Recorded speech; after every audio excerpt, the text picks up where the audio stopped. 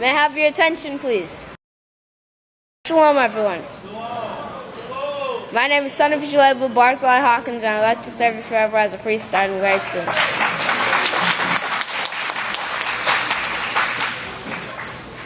It's a privilege and honor to present to you, it's now time to start finding your seats for Sabbath services. Shalom, everyone. My name is Son of Shalabel Nabiah Hawkins, and I'd like to serve you forever as a priest starting very soon. It's my privilege and honor to present to you the sons and daughters of Yisrael now entering the sanctuary.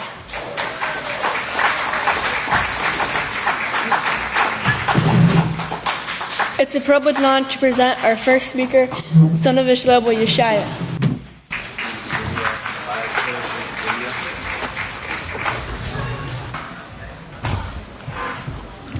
Shalom, everyone. You may be seated. May the peace of Yahweh be with each and every one of you. The title of my speech today is A Highway to Our Father. Now, leading up to this Feast of Unleavened Bread, Yahweh allowed us to go on a few missionary trips, one of which I'll be speaking about today.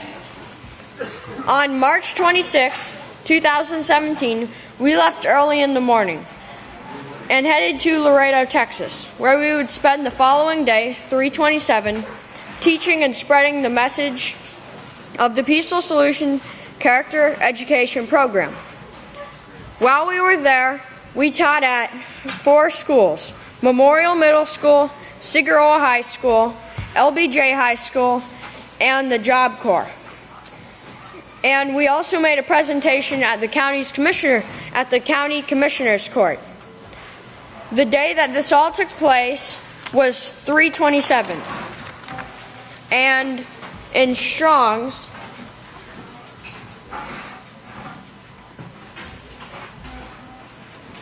"327" means royal, and this feast is the feast that we wear purple, and purple means royal.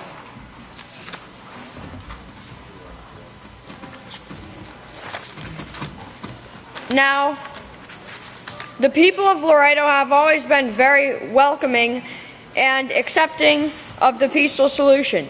Laredo is located on the border, on the southern border between the United States and Mexico. Laredo is right here.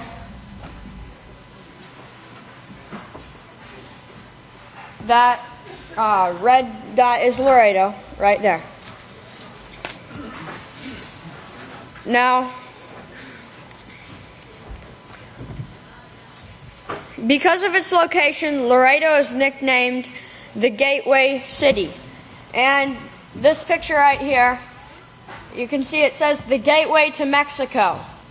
It's named the Gateway City because it is the gateway to all the southern hemisphere below the United States, from Mexico to Central America and South America. They all have to travel up through Mexico, and then one of the main areas is Laredo that they would enter. Now, there are 3 main highways that lead to Laredo, and this one right here, it's kind of a faint line, but it comes right down through here, and that is Highway 83. Then this is Interstate 35, and you can see that 83 and 35, they both merge together. And Laredo is right here.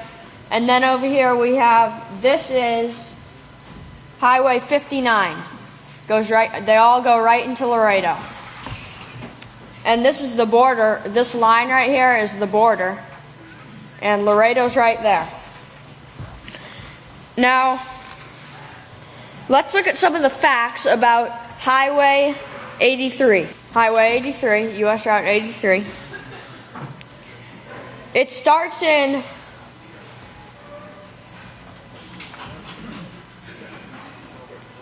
West Hope, North Dakota, and ends in Brownsville, Texas at the United States and Mexico border. Now, thinking about West Hope, we know that the last day's witness would be located in what is known by all the world as the West. And Yoshua Hawkins is being the Western light on the seven lampstand, and he is the hope to all mankind, is he not? Now, Route 83 also goes through both Abilene, Texas, and Laredo, Texas. Abilene, Texas, and Laredo, Texas. And this 83 is the year that the House of Yahweh was established. In 1983, the House of Yahweh was established. Now, also, Pastor is 83 years old this year. And Route 83 came into existence in 1926. It came into existence in 1926, and that's 91 years ago this year, and it should make you think of Psalm 91,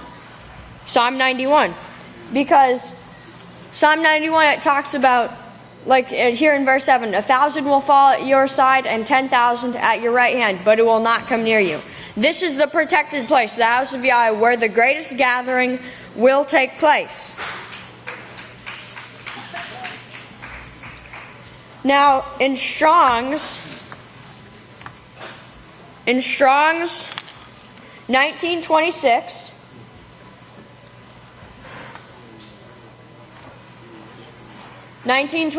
means to admit as a guest, or figuratively teacher, to admit, not reject. Now, like I said earlier, in Laredo, they don't reject us. They welcome us there. They treat us like royalty. Like I said earlier about the purple, the color purple, and how it means royal. Now, the Laredo has, like I said, they've allowed the peaceful solution to come. They haven't rejected us. They've allowed us to come into their schools and teach the peaceful solution. And in Webb County, the peaceful solution has taught all 10 high schools in Webb County and all 15 middle schools in Webb County. The peaceful solution has went to all of the high schools and middle schools in Webb County. Now, the length of U.S. Route 83 is 1,894 miles. And in Strong's 1,894 or 1894, it comes from this word right here, and it means able. And the last work, or the first work was started by Abel, and the last work is going to be ended by Abel. Or it's going to be finished by Abel today. Now, the kilometers, it's 3,048 kilometers. And in Strong's 3,048 means a collecting.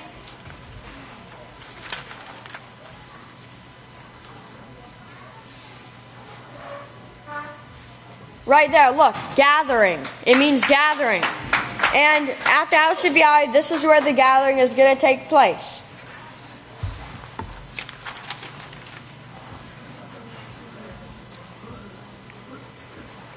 Now,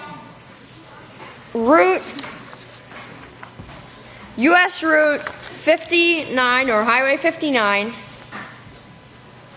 it intersects with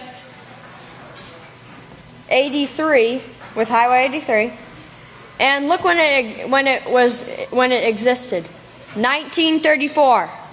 We all should be familiar with that number, 1934.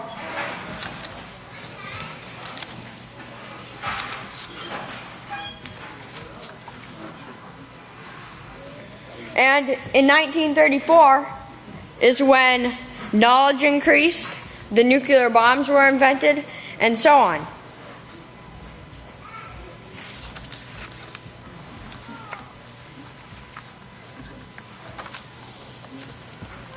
And 1934 in the Greek means make inquires about. And there's a scripture that says, ask at Abel, and that will settle a matter.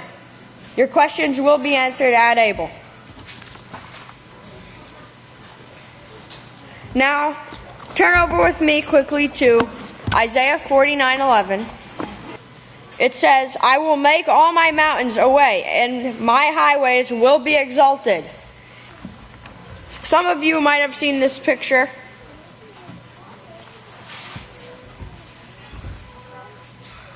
The peaceful solution. And that is on US Highway 59. And remember how I said they welcomed the peaceful solution? They didn't have to allow the sign to be put up where the peaceful solution. They didn't have to allow it, but they allowed it. They welcomed us.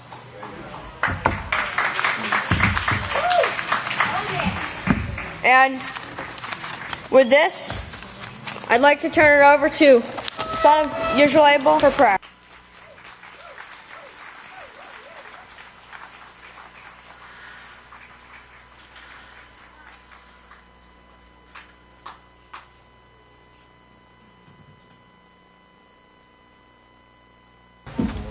And now if y'all remain standing, I'd like to turn it over to our first speaker, Son of Yisrael, Deacon White Buffalo Hawkins. May the peace of Yahweh be with each and every one of you.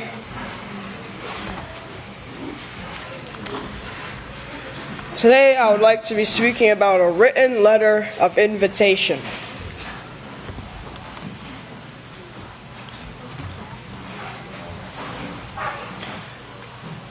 This was a magazine, Prophetic Word magazine from 2010. It says, Yahweh invites you to the most important feast in the history of mankind. Many people were called and are still being called and gathered by the House of Yahweh publications. Okay, and the scriptures tells us to preach and publish the message. Okay, he tells us who will be preaching and publishing the message. Please turn to Matthew 24 and verse 14. Matthew 24 and verse 14 says, and this message of the kingdom will be preached to all the world, on page 752. And this message of the kingdom will be preached to all the world by the one who bears witness to all nations, and then the end will come.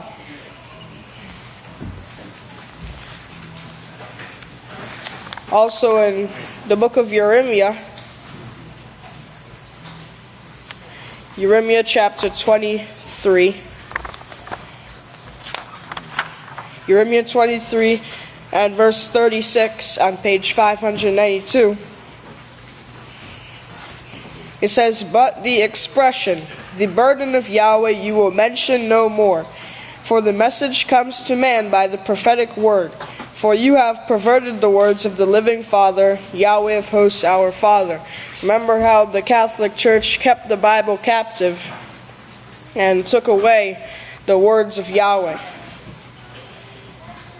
It says, you have perverted the words of the living Father, Yahweh of hosts, our Father. These people are being gathered by the publications in the House of Yahweh literature today. In most prophetic words, it says, the house of Yahweh, the pillar and ground of the truth. Can you please turn over to 1 Timothy, chapter 3 and verse 15 on page 934.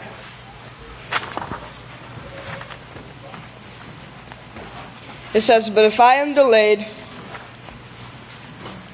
I write so that you may know the right and proper way to conduct yourselves in the house of Yahweh, who are the called out ones of the living Father, the pillar and ground of the truth." So they were called out, they were gathered, the pillar and ground of the truth.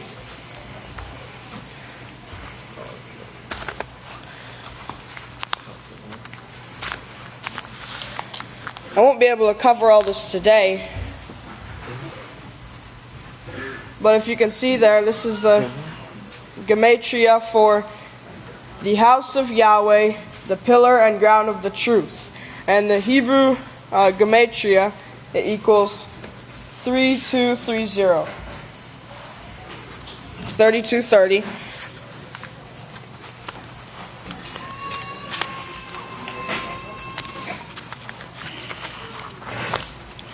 Let's look at that number, 3230. And it means, it's the Hebrew word yamlik.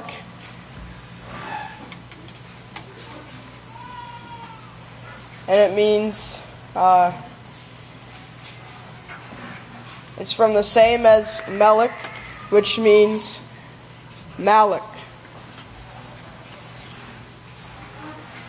And it comes from Hebrew number 4427, which means Malak, or consult. It means become, king, or queen, reign. Let's look at the word consult. Also in the prophetic words, it tells us in 2 Samuel 20. Please turn over there, 2 Samuel chapter 20.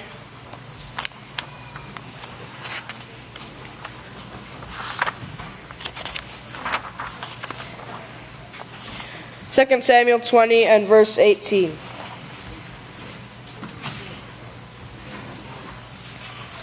On page 268, it says, "Then she spoke, saying, they used to speak long ago, saying, to receive an answer, ask at Abel, and that would settle the matter." Now look at footnote 2. It says, verse 2018, "The first house of Yahweh was established by Abel."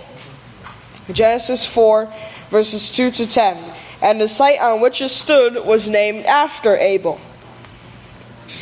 Since the house of Yahweh is the pillar and ground of the truth, in 1 Timothy 3, verse 15, one would, in the days of Abel, go to the house of Yahweh where Abel established it to receive the truth.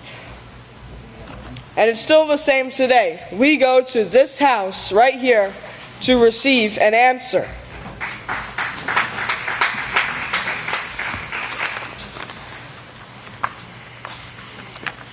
So it means Malak and consult. So consult the Malak. Consult Yisrael Hawkins. Consult, ask at Abel, and you will get an answer.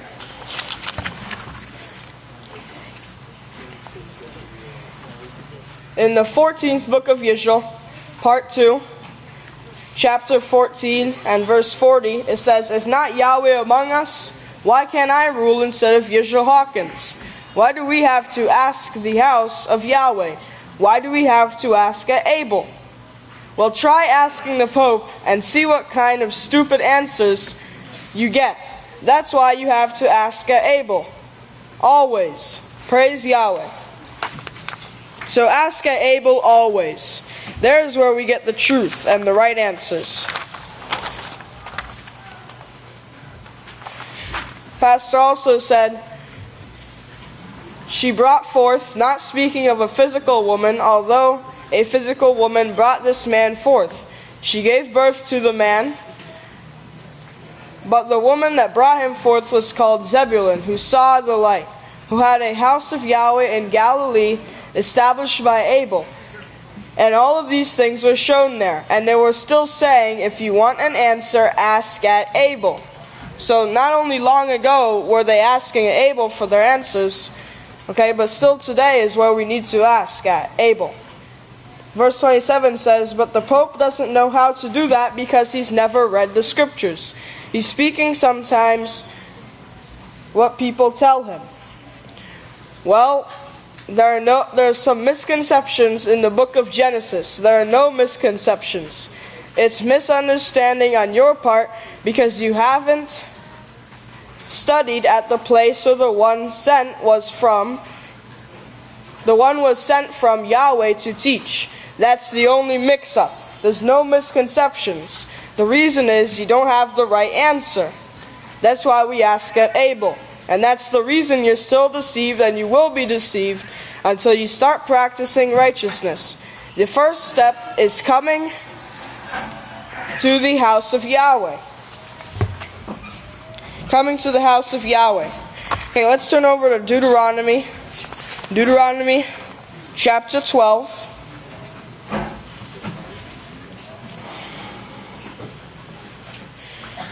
Deuteronomy chapter 12. And let's look at verse 14. The first few words, it says, but only in the place Yahweh chooses. Coming to the house of Yahweh. Only in the place Yahweh chooses. And in verse 5 it says, you are to seek the habitation of your father, the house of Yahweh. The place which Yahweh your father shall choose. So if you don't have the right answer, then you probably didn't go to the place Yahweh chose. It says, and the Spirit, the law tells you, go to the house of Yahweh. Right, go to the house of Yahweh. That's the first law. Go to the one sent. Yachanan 6:29. He says 629, that's a great number. You really need to latch on to that number. We're going to be covering some of that during the feast. I have a man assigned to do this. It's wonderful. We have young priests who have been studying into these. They have come up with some delightful things for you to listen to. Going on, it says, there's a movement out now trying to pretend that there's a second Genesis somewhere. Yeah, it's over there. No, it's over here. I forgot. No, they changed it. It's out yonder. Over yonder, someone beckoned to me. Over yonder. What pope could it be? So remember, if you don't have the right answer, then you probably didn't go to the place Yahweh chose. 2 Samuel 20 verse 18 tells us to ask at Abel. Alright, that number 2018 in the Greek, it means to bring upon or against. Okay, it's from these two words, epi and pharaoh. And that word pharaoh is from 53:42. That's Greek 53:42, and it means to bear or carry, bring forth. I carry, bear, bring, lead. I carry, bear, bring, I conduct, lead. Okay? It says, I make publicly known. Please turn back to Matthew 24 and verse 14. Matthew 24 and verse 14. On page 752. It says, and this message of the kingdom will be preached to all the world by the one who bears witness to all nations, and then the end will come. So this Malach here, the Malach that is spoken of in this other number, 32:30, the Malach that we need to consult at Abel is bearing the message of the kingdom. Okay, he's bearing witness to all the nations. He's making it publicly known. It means to bear, carry, bring forth. Okay, it also means carrying. Carrying, it means endured. It means moved and upholds. That word endured, please turn over to Hebrews 12 and verse 2.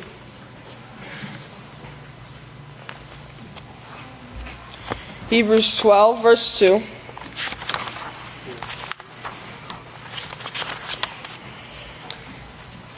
Page 951, it says, looking to Yahshua, the first who was led and perfected by the faith, who for the joy that was set before him endured the sacrifice, despising the shame, okay, these gods, and is set down at the right hand of the throne of Yahweh.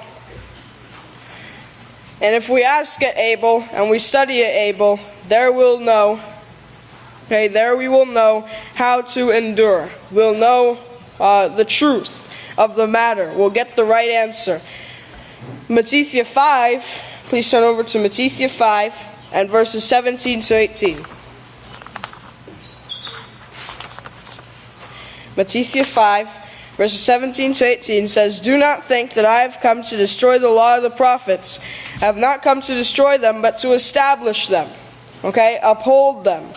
"Unless heaven and earth passes away, one yod, the smallest of the letters, will in no way pass from the law, until all things are perfected." Okay, the law will stand.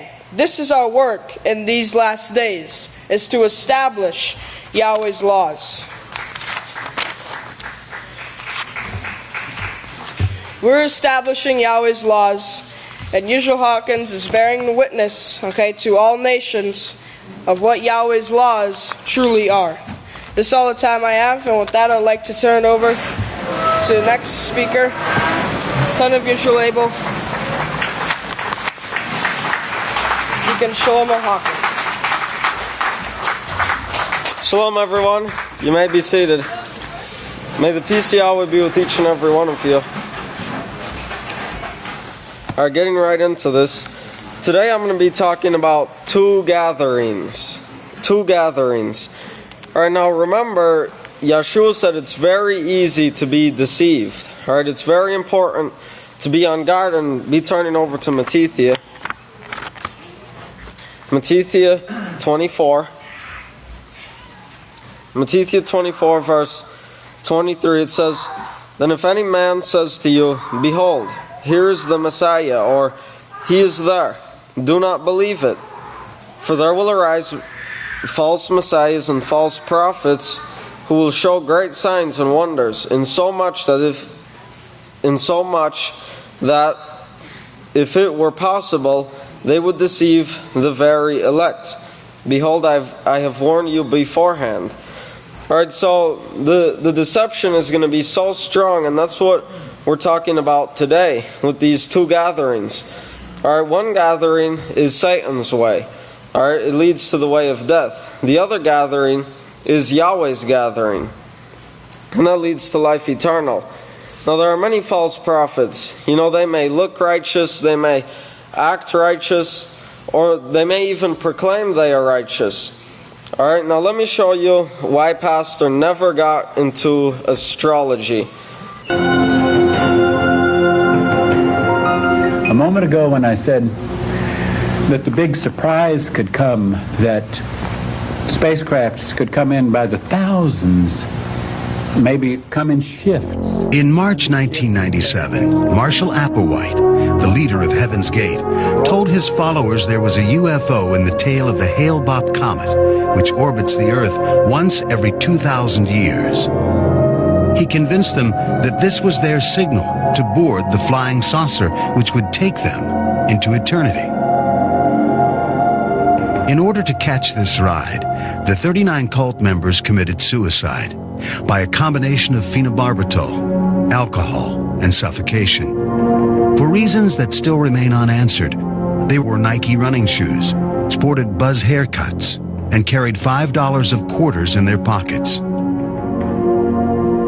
This tragedy was the culmination of 22 years of behavior modification under Marshall Applewhite's spell.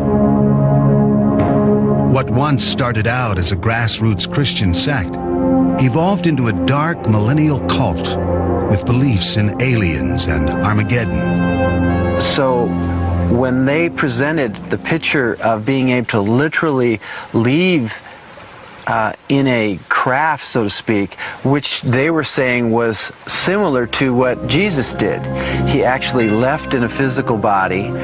When they overlaid that with modern day technological information, like that cloud of light was a UFO, it all lined up for me. Early on, Marshall Applewhite and his co-leader Bonnie Nettles had convinced themselves and their followers that they were God's emissaries, here to lead humanity out of a corrupt world. Applewhite said he and Nettles had come from outer space, taking on human bodies as camouflage. They offered salvation to members who could overcome their attachment to human desires such as sex, money, and drugs. Where did this desperate and bizarre mixture of sci-fi and millennial madness begin? Before Marshall Applewhite and Bonnie Lou Nettles became so-called alien agents, they were living separate lives of quiet desperation. Their twisted partnership began some 25 years earlier in Houston. At the same time, in nearby Corpus Christi, Marshall Applewhite's perfect life began to unravel. His 16-year marriage dissolved and his career as a college music professor ended when he was accused of a sexual relationship with a male student. Then Applewhite met Bonnie Lou Nettles, just as her 23-year marriage was ending as well. From the start, her relationship with Marshall Applewhite was based on a spiritual connection that shunned sex. They turned their New Age and Christian ideologies into a business and went searching for followers. While Nettles recited the Bible inside and out, Applewhite, also known as Herf, was the charming frontman. On New Year's Day, 1973, Applewhite and Nettles set out on what they called a spiritual road trip. Though Bonnie Nettles left her daughter and son behind with her ex-husband, she wrote to Terry regularly. It's really difficult to believe all this. After a year on the road, their unorthodox gospel began to take shape. We knew the earth. July 26, 1973. Dearest Terry, we have finally come out of the wilderness and know what our mission is. It is definitely a big one. In fact, we have been sent to fulfill the scriptures the same as Jesus and others came to do. This has been revealed in John's Revelations. I am not kidding, baby. This is for real. I knew it was something very important from the very beginning. He and Nettles contacted UFO researcher Hayden Hughes in hope of spreading their message. Herf Applewhite said, Hayden, you could do our mission a tremendous service by whatever means you have available to you, by simply stating that they are two individuals here to show that death can be overcome like Jesus did 2,000 years ago. And they compared it much like a caterpillar turning into a butterfly, that their life here would go through a metamorphosis into a level above humans. They called their group Human Individual Metamorphosis. By the fall of 1975, Applewhite and Nettles gave themselves names like Bo and Peep, Guinea and Pig, or Do and T, notes in the musical scale. They also referred to themselves as the Two, based on the two witnesses in the book of Revelations who were slain and then ascended into heaven. In the early 90s, Marshall Applewhite used the internet to spread his gospel to the outside world. He began designing personal websites, calling the company a higher source. Eventually, they were earning nearly $400,000 a year. With this income, they recruited new members by placing a full-page ad in USA Today and other newspapers. Doe got instruction to relate to the world again and go out and collect any of the so-called second wave or anyone who was ready for this transition that didn't come aboard the first time around. Now, everything was interpreted as a warning signal from above. At a campground in California, the cult thought the sky offered a message of impending doom. The forest fires in the area had created this kind of blood red sky, and the sunset and the sun was bright red. So they interpreted that through a biblical passage that said the end times are near.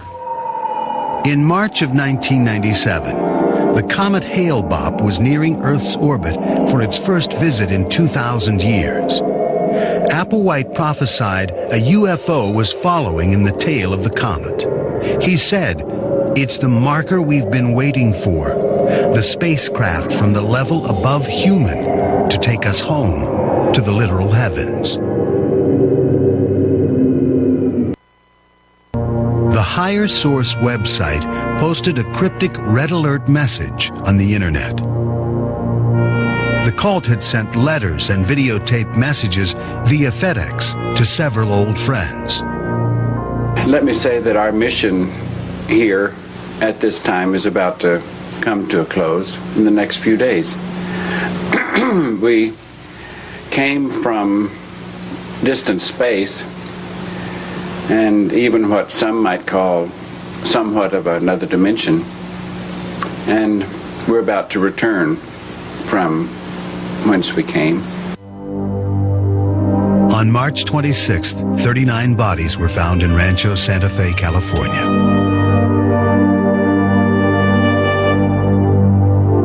You can follow us, but you cannot stay here and follow us. You would have to follow quickly by also leaving this world before the conclusion of our leaving this atmosphere in preparation for its recycling.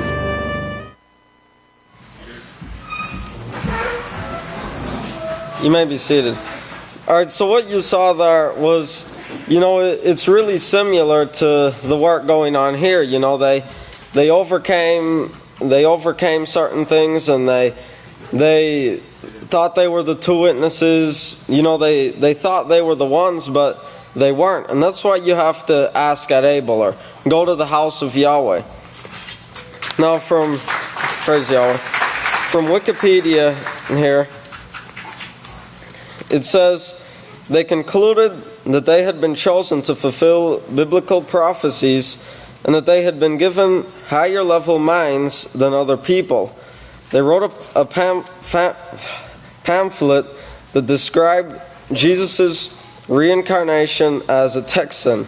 And these people were from Texas also. So when people from the house of Yahweh look at us as us being from Texas, they're like, does anything great come from Texas? And that's the same thing they said to Yeshua, Does anything great come from Galilee? That's in Yachanan 1, by the way. But then it also says here, near the end, Applewhite had a revelation that they may have to abandon their human bodies and achieve the next level as Jesus had done. This occurred on March 22nd and 23rd, 322 and 323, when all 39 members committed suicide and graduated. Now let me show you why they used that date, 322. As you can see right there, the closest approach, this was the comet, 322.97. Alright? Now authorities found the dead lying neatly in their own bunk beds, faces, torsos covered by a square purple cloth. They wore the purple.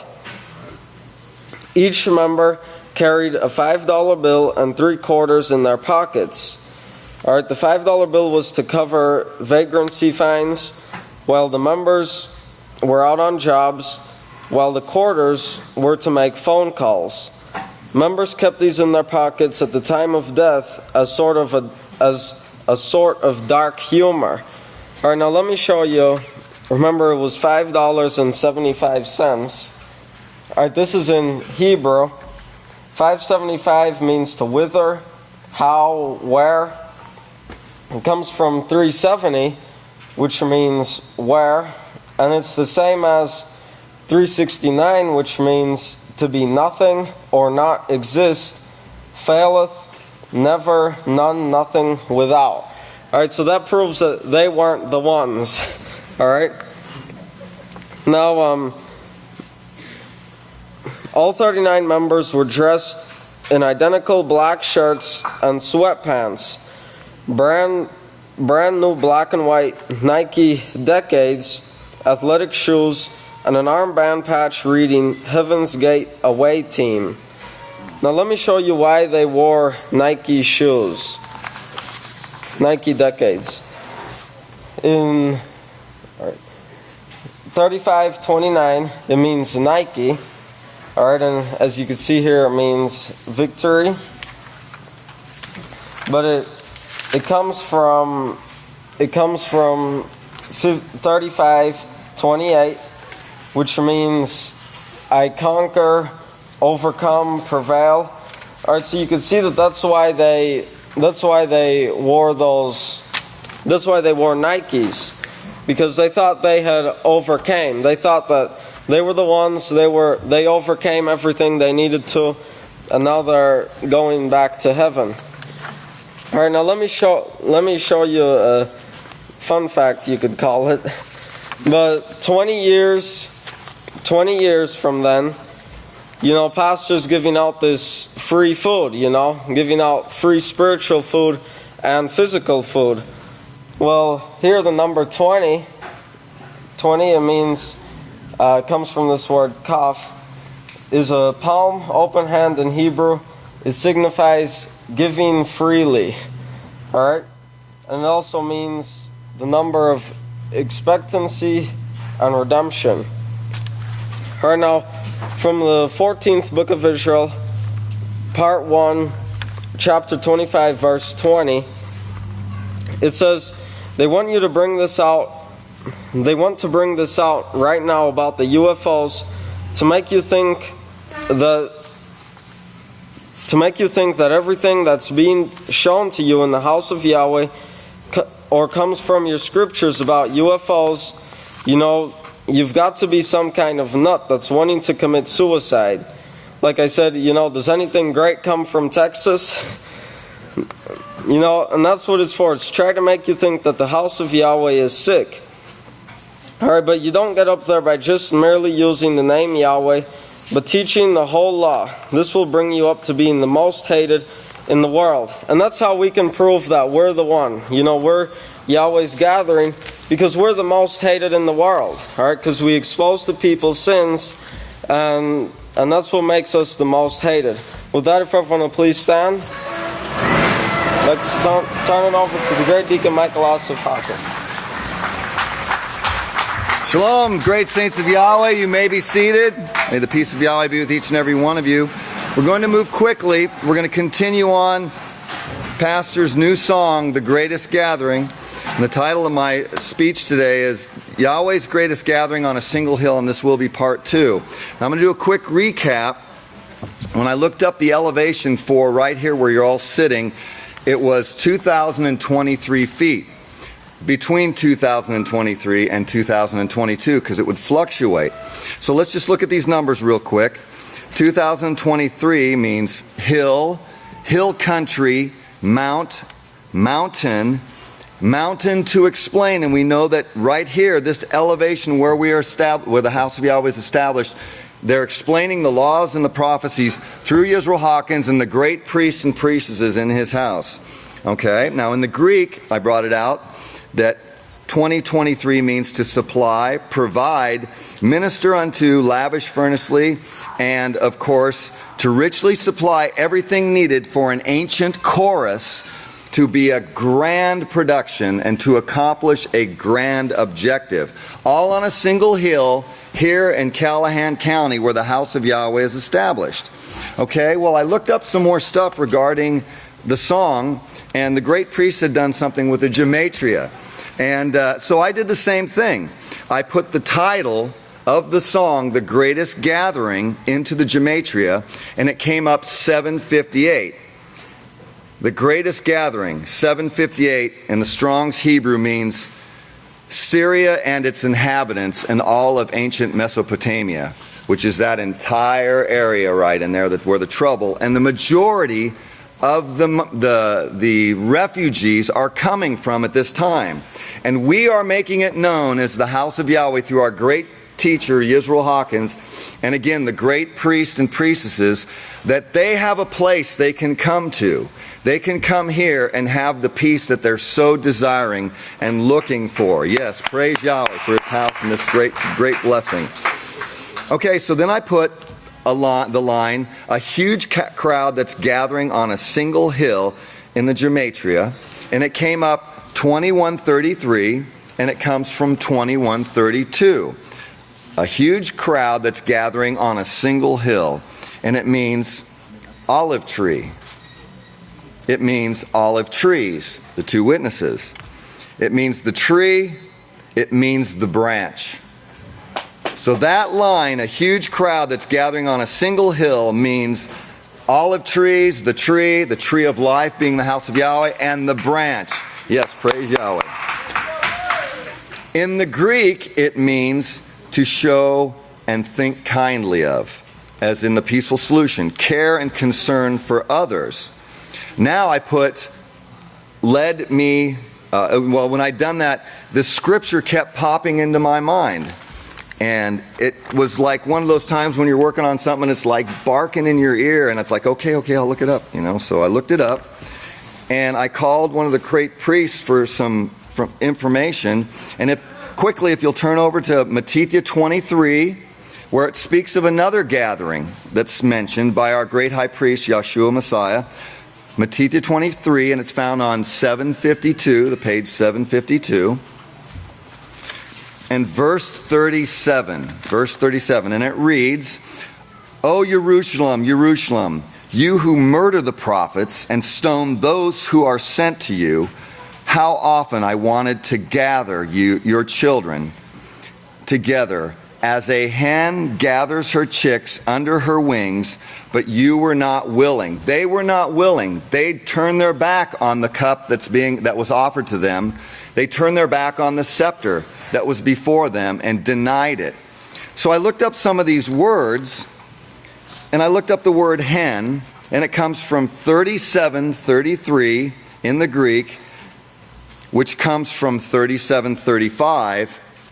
And the word hen means a mountain, mount, hill. Gathered on a single hill like in the song. And it also means to accomplish most difficult, stupendous, incredible things. Yes, Yeshua Messiah was talking about the house of Yahweh in these last days. So I looked up some of these other words, and if you remember, the mount, the hill, the mountain, Isaiah 2:2 and Micaiah 4. And so I looked up chicks, and it comes from 3501, and it means young, youthful, and new. So in these last days, the house of Yahweh has begun to gather in all the new and the young who desire peace. And again, I say that there is a place for the migrants, for the refugees, where they can come. They may not know what they're looking for, but they know they want peace, and they can only find it here at the house of Yahweh. And again, as I said in Psalm, as it reads in the scripture here, gather her chicks under her wings. We know in Psalm 91:4, it talks about the protected place. Gathering under the wings, drawing them in so they can be protected. In these last days, the house of Yahweh is preparing and getting ready and beginning to gather in all the people who want to know the way of peace, who are tired of the pain and the suffering that's going on in the world, and desire that way of life where them and their families can finally have peace and joy and abundant living that they can only find here at the house of Yahweh. So we have to remember that Yada, as it says here in the scriptures, you were not willing. They denied the cup that was given to them. They turned their back on the scepter, but not just them. Anybody who turns their back on that cup and that scepter will be cut off. And it could be anyone that desires not to do what they're instructed by the priests or priestesses, that decide they don't want to follow the teachings in the house of Yahweh, that want to go off on their own and say this and that and the other about the veil or whatever. They're denying the cup. And as the great priest said on Seder night regarding Yahweh Shema, think about it, brethren. What we have placed before us. Think about it. We have everything placed before us, and Yahweh wants to give us that gift, that scepter, so that we can be little Yisrael Hawkins going throughout the universe and bringing peace to people that are crying out for it. Praise Yahweh.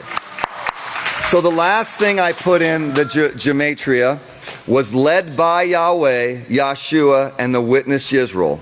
And it came up 48:53, and it means a burden, as a load on mules and donkeys.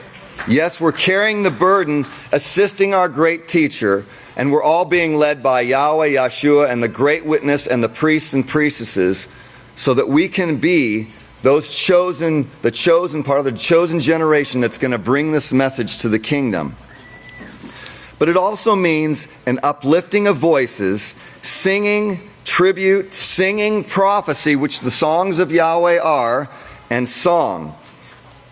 One of the brothers pointed out in the men's speech class, and I highly encourage you to come to the sisters' speech class tonight, highly informative, and they're singing the songs of Yisrael Hawkins also, bringing out these messages. And he pointed out the songs of Yahweh and showed that it was the teachings of Yisrael Hawkins. Yes, the song and song CDs and all the information coming from the house are the songs of Yahweh and the prophecies being brought forth in song. We must not reject that cup that's given to us. We must not turn our back on the scepter that is before us. Obedience to the one sent is what we must always have in our mind. Obedience to our counselors. Obedience to anybody that's placed over us. Humility with understanding according to the teachings of Yahweh's house is the only way we're going to make it. We must submit, and we can submit. And we will because we desire it, right? We want to be part of that kingdom, right? Praise Yahweh. Again,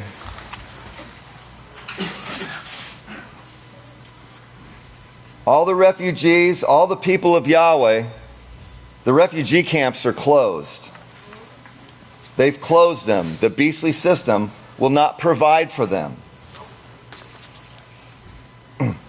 The house of Yahweh is open to all people that want peace.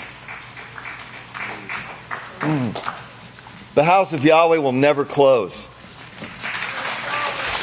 And we are ready to serve Yisrael Hawkins and the priests and priestesses in the Yahweh's house, that we may have part of this great work and be able to take the cup and righteously hold that scepter and lift up the priests and priestesses in Yisrael Hawkins to help in this work. Yahweh bless your feast. Have a wonderful feast. If you all please stand. As a deacon from Nebraska, I turn it over to the great priest from Alaska, the great Kohan Benjamin Hawkins. Shabbat Shalom, great saints of Yahweh. You may be seated. May the peace of Yahweh be with each and every one of you. All you Okies. Is everybody okay today? Great. All right, well, that's what we're going to be talking about today, Oklahoma and the Okies, and we're going to get right into it. By the way, today's April 13th. Does that mean anything to you? Peace treaty? Anybody remember? It was also the date of the House of Yahweh's becoming clean, a congregation from the first sprinkling in 2004. Okay? The 24 and a half years in Daniel, if it was allowed to go the whole way, would end April 13th of 2018. Remember? Okay, so let's keep these things in mind. Let's get right into this.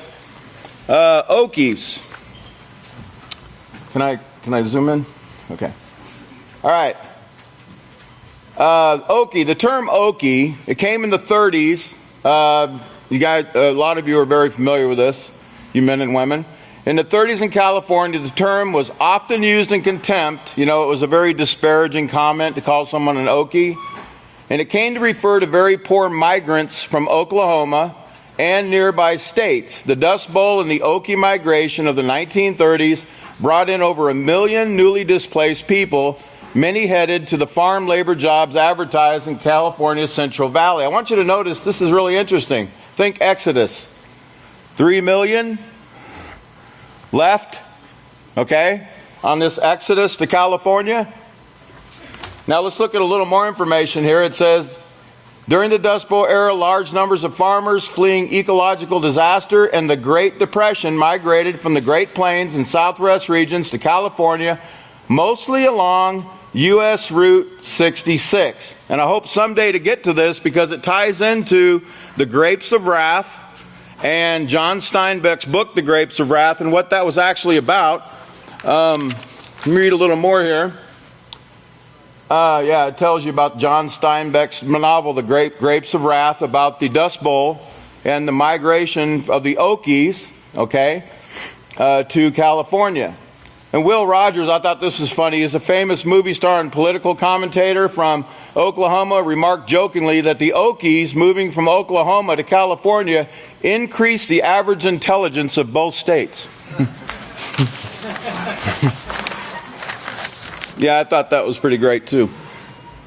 By the way, U.S. Route 66 is known as Will Rogers Highway. Okay, now Okies, let's get right into this. The word Okies, look at that. Let's look at some of these definitions. Let's look at 164 first. It means a captive prisoner. It goes to this word here, which means taking and capture. And it goes to this word here.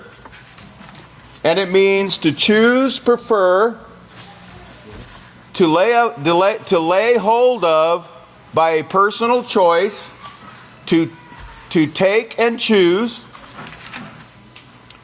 And it means choose, choosing, chosen. Okay? And it's from the Greek word arrow, and you should be very familiar with that word number 142 because it's the combination of 83 and 59 adds to 142, and it means a taking up, a lifting up, and it's from the Hebrew nasa. Okay? Now, isn't it amazing that all these keep coming up? They keep coming up. There's a pattern to this, okay? You should know by now that it's not a coincidence here. Okay, now look here. Here's 354. And it means a taking up, a lifting up. And it's from this Greek word here. And it means to take up, to raise up, to take on board. And no, not on the spaceship. You know, don't get that in your mind. And here's 354 in the Hebrew. And what it basically goes to, I'll skip through this. It basically goes to meaning leading man, noble, mighty strength, powerful, etc. And then 59, of course, everybody knows by now what 59 means. Can I hear it? Able. That's right, able. And it also means gathering. Remember in the Greek, it means gathering. Now let's look at Oklahoma. Here's Oklahoma. The numbers for Oklahoma. Let's look at these very quick. 170. It means I am without a suitable opportunity. And it's from this word here. Or this is the Hebrew one. The other one means the Greek means I'm without opportunity. The Hebrew means she who has a tent. Talking about those dwelling in tents. Let's see. A symbol of someone that dwells in tents or a sanctuary. And it's from 168. It means tent, home, tents. And zero key in on this word right here, tabernacle, okay? Really write that one down because this is very important, tabernacle. Okay, now, 456, that's the other number, right? 456, the middle number, means to build again, to build again. Be turning over to Acts chapter 14 while you're looking at this or hearing this. Rebuild, to build again, rebuild. To build up what has fallen or been raised to the ground. That word raised means to be brought down, not raised as in brought up. R-A-Z-E-D. To build up what's been raised to the ground. And let's look at Acts chapter 15 actually. Let's go to Acts chapter 15 very quick, because this is the only scripture that this is used in. Acts chapter 15. And let's look at verse 14 on page 856, it says, Yahweh's prophets have declared from the beginning, from Genesis, how Yahweh will visit the nations and take out of them a people for his name. And to this the words of the prophets agree, as it is written, after this I will return and will rebuild the tabernacle of David. The tabernacle of David that has fallen down. I will rebuild its ruins and I will set it up. so that the rest of mankind may seek Yahweh. All the Gentiles upon whom my name is called, says Yahweh, who does all these things. And known by Yahweh are all his works from the beginning of the world. And then for your notes, write down Emotion 9, 11, and 12, Jeremiah 12, 15, and Isaiah 45, 21. You can see them at the bottom of the footnote there. Footnote on this verse here, where it comes from. So the tabernacle of David, right? Let me show you a picture first. Y'all remember this, right? Treadaway Boulevard. Coming into Abilene, Business 83, Treadaway Boulevard. Very familiar. And if you'll remember, this means David's settlement.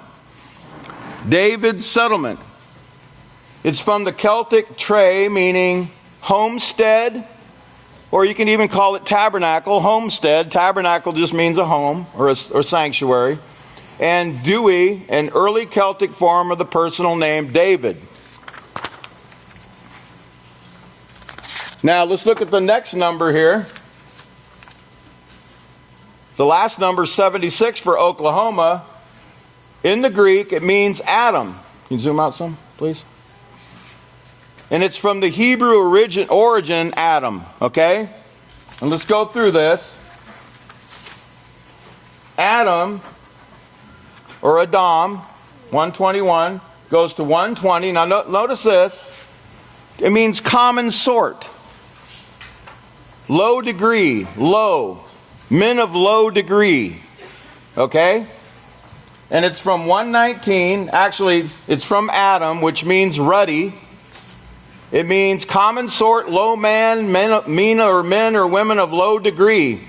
See Hebrew Adam or Adam, and it means to be red. To be red, okay? To be red or ruddy. To show blood in the face. To flush or turn rosy, or be red and ruddy.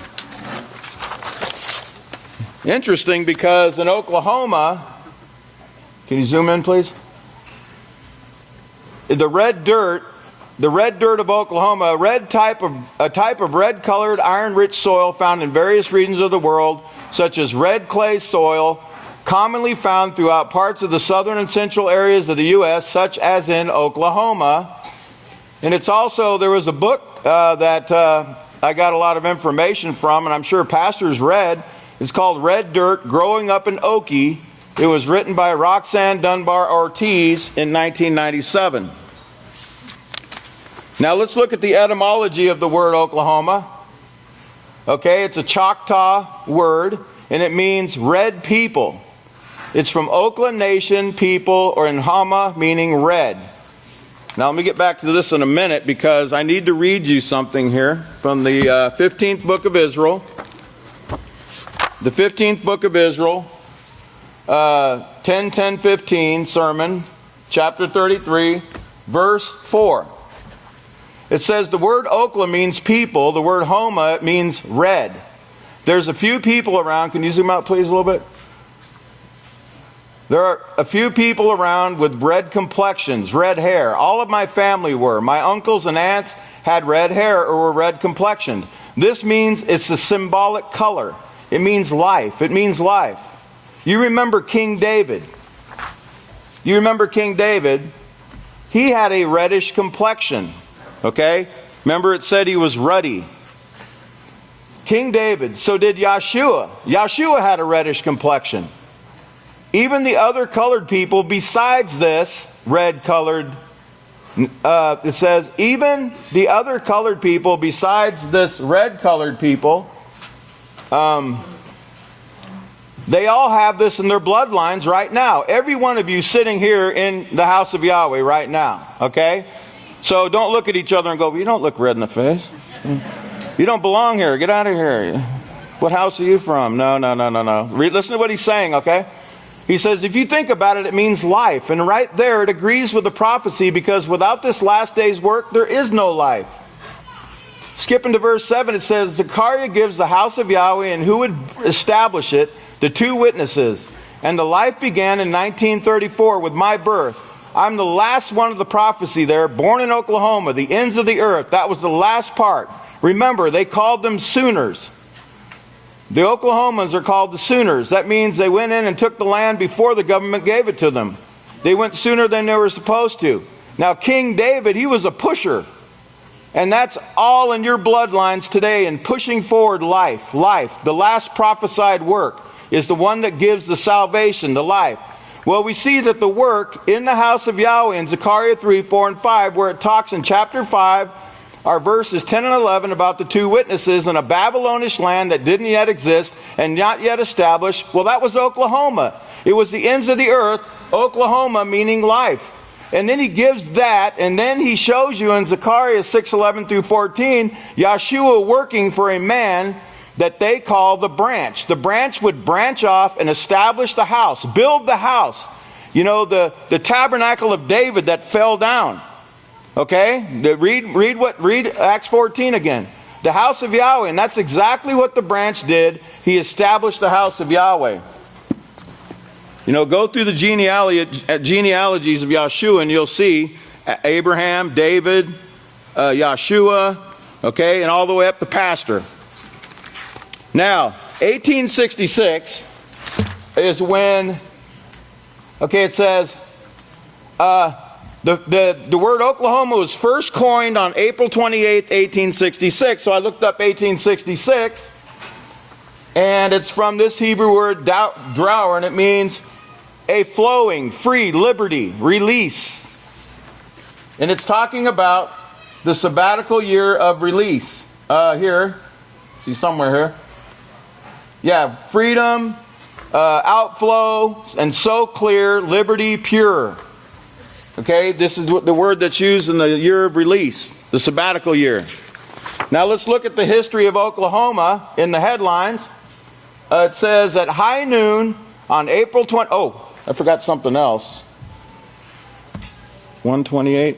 Okay, I'll get back to it. April 22nd, 89 was the Oklahoma land run. Okay?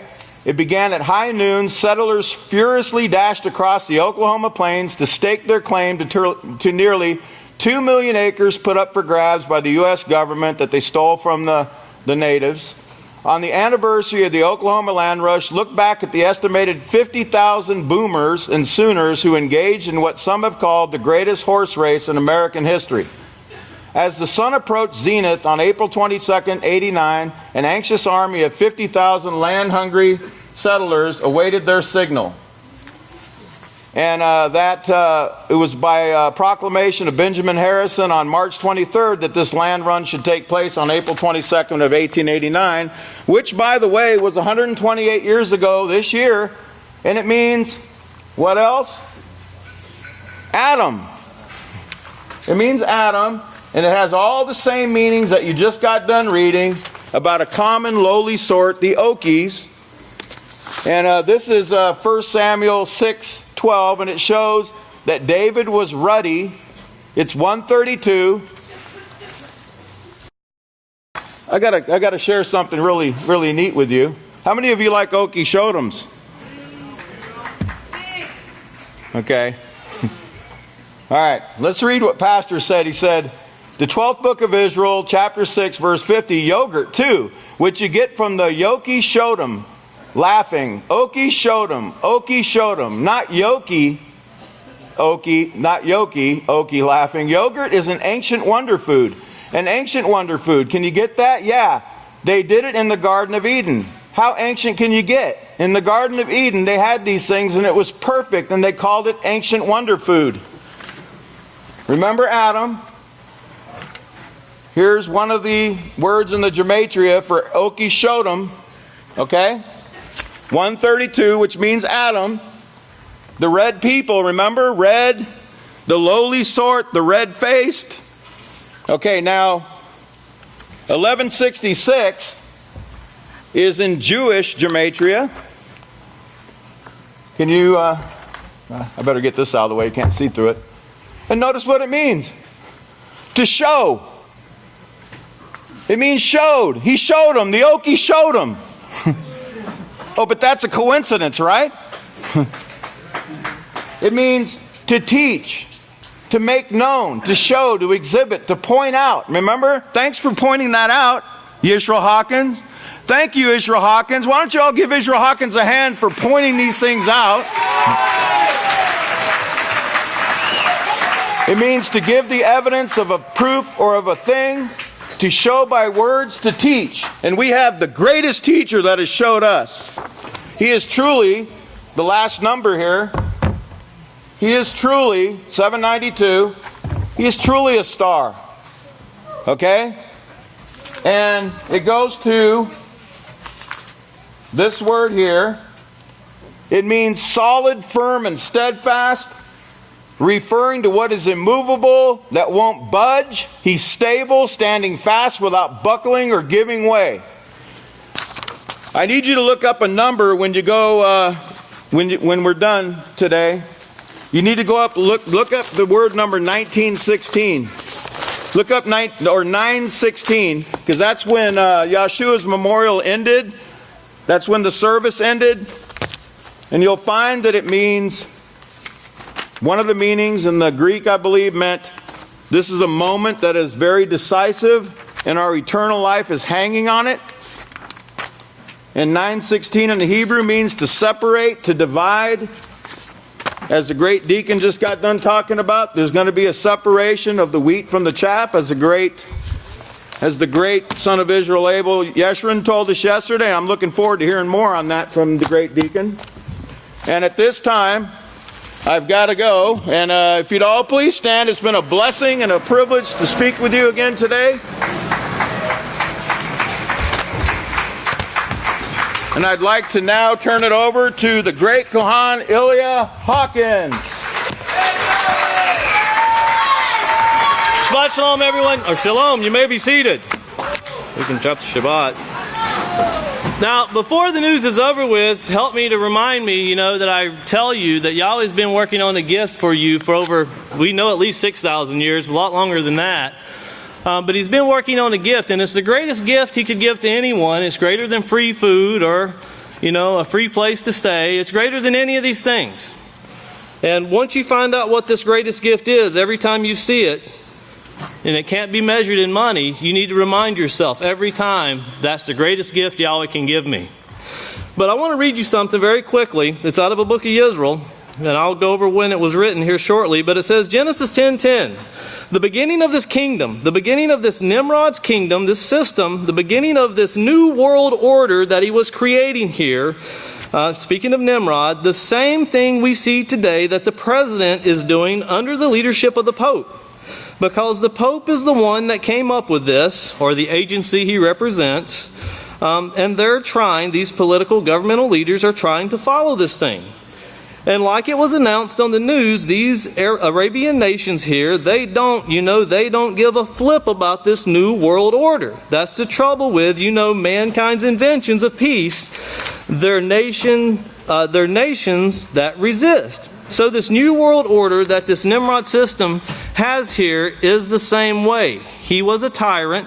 But more than that, brethren, he was a religious tyrant, the same as you see today, trying to create a new world order that would bring power by a combination of nations and cities and so forth, so that no one would dare attack them. And this is what you see in Revelations describing the United States.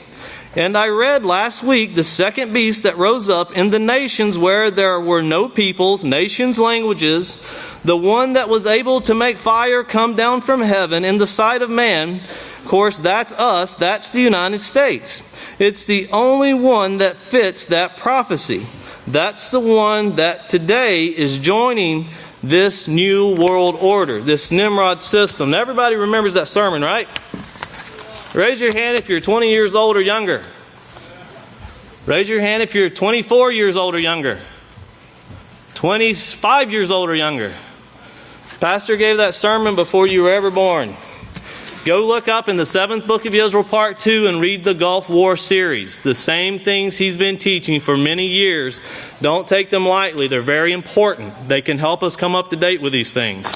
So it's found in the 7th book of Israel, Part 2, and read the Gulf War series. You'll find it there. We start off, of course, we're taking the all this feast, all of us binding ourselves that have been here in the qualified time of the 7 years to make our decisions, to choose to give our all to the house of Yahweh. Well, you would know that the UN, which remember as we read yesterday out of the book of Israel, it's ran by the Catholic Church, it's owned by the Catholic Church, they're coming out and talking about how brutal slavery is. And of course, they're talking about how they're taking these refugees and they're selling them, you know, they're using them by traffickers and militia groups. That's the people making monetary gain from these slaves. But of course, they're identifying slaves as Nimrod did. Yahweh is the greatest slave. Yeshua is the second greatest slave. And our teacher in these last days is the third in rank, but he's the greatest slave on the face of this earth right now. So do not let these things of being a slave be derogatory in your mind. It's only if you're tyrannical and you become like Nimrod does slave mean a bad thing. And then, of course, this last week, there was a man who was on a flight for United at the O'Hare International Airport. That's in Chicago. And remember, the love of many has grown cold, because what occurred was this flight was overbooked. United meant to reserve 4 spots for their employees. Well, they forgot to do that. So they needed 4 volunteers to leave the plane. Well, 3 left, and one who they told, you need to leave, because they couldn't get anyone to volunteer. Well, he refused to leave, so they literally beat him bloody, knocked him unconscious, and then drug him from the plane. Now, of course, they're apologizing for it, and I'm sure that fixes everything in their minds. But think about this. The man did nothing wrong. He paid for his flight. He was doing what he had paid to do. He didn't commit any crime. And then in Somalia, of course, the UN, once again, don't forget the UN is ran by the Catholic Church. The UN is saying 20 million people facing starvation. 20 million people facing starvation. Do not forget, write it down, Revelation 6, chapter 8, where it says it was given to the 4 living creatures. Remember, that's the quartet. They were given power over that 4th part of the earth to kill with the sword, with hunger, and with pestilence. It's not a shortage of food. They are willingly and knowingly starving these people to death. And when you're the agency that is controlling the food that's getting to these people, it's not a hard thing to do. And of course, that same was under the authority of the beast of the earth. Of course, we're talking about Yada and that scepter that they're ruling with at this time. And then, of course, Pope Francis speaking on climate change. Now, the church says it's only natural he would speak on these things, and they're correct. Romans 1:26 talks about what's natural, but remember, it's not original. If you commit sin, it's natural for you to get cancer or heart disease. It's natural for you to die if you commit sin. It's not from the original, though. It was never original. So remember that, because these things that are natural should not be from the original. It was not meant to be. And of course, the church is saying that you need to be a responsible human being by taking action. Now, they drum it up so you get behind them, and of course that action you're going to need to take is you're going to need to help reduce this population. Get behind us not feeding these people. Get behind this war. Get behind everything we're doing to reduce this population growth that they say is destroying the earth.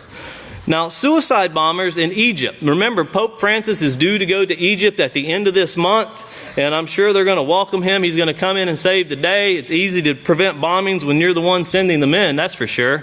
But I want you to watch carefully, because you're going to see people get blown up. You're literally going to see a man detonate himself beside 2 women that there's nothing left.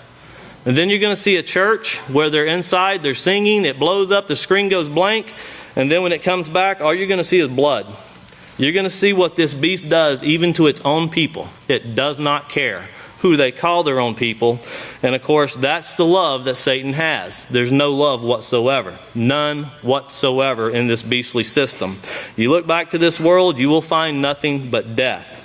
And of course, China. Now, China's facing pressure from the United States. The United States wanting China to isolate North Korea. Keep a mind on that word isolate, because you're going to hear that a lot. But they're asking China to isolate North Korea, and China's even threatening at this time. China seems like they're going along with it, but they're also threatening North Korea to shut their oil off. Now, if China pulls out from North Korea will collapse. That is the substance from which North Korea operates and can sustain itself. This Sabbath, North Korea is going to celebrate a holiday, And the interesting thing with North Korea in this holiday, they always shoot a missile or do a nuclear test. Remember, the United States told them, you shoot a missile or you do a nuclear test and we're going to attack you. You could truly have all-out war by this Sabbath. You could have it by tonight, but you really could have it because they're threatening it. Yeah, I hope it does. You know, it's going to take place sooner or later, and we need to get this show on the road, so to speak. Praise Yahweh. Now, also the UN. The UN, this last week, just yesterday, speaking of argumentation, remember we talked about this emotion running high at the UN. Well, they were arguing greatly. The UN, the representative president, of course, that's Nikki Haley. That is the United States ambassador to the UN. She is the president at this time. And she's telling Russia that they're isolating themselves by not aligning with the countries that want to put Assad out of power. They need to realign themselves. Don't align themselves with Iraq, or Iran. Don't align themselves with Iran or with Syria, but realign yourselves with this system. This Nimrod system, this new world order. You need to align yourself. Well, Russia's fighting against that. They're not wanting part of that, and they're really standing against it. Keep in mind, and listen to what they do to Russia. Listen how they're telling Russia, you're responsible for all of this death. And then the very next article that comes up, watch how Saudi Arabia is still bombing Yemen with American weapons. They're still slaughtering that country with American weapons. But how much do you see that come up at the UN? Not one bit. And of course, that country is facing starvation. And then, of course, the United States, when they launched those 59 missiles in 1 minute, it cost the United States $110 million to launch those missiles to blow up an Air Force base that cost nowhere near that much. And the interesting thing, they're showing on RT right now how the very next day Syria was still using the Air Force base. $110 million sent to bomb these people that did absolutely nothing, but think of the food you could have bought. Think of what could have been done for these people who they want to make it look like they're not starving intentionally. And then at the UN, it closes with the UK, the leader of the UK. Now, of course, he just got his instructions, I'm sure. Prince Charles just went and visited Pope Francis not long ago. And here's the ambassador of the UK now speaking at the UN, running Russia in the ground. And watch how much Russia, watch the anger that comes from this man. In fact, he even gets to the point where the ambassador from the UK looks away from him and he stops and he says, you look at me. Don't look away when I talk to you. Frustrations are getting high. This boiling point is reaching its peak. So please pay close attention. If we could please play the news. Pay close attention. What you're about to see is Bible prophecy being fulfilled.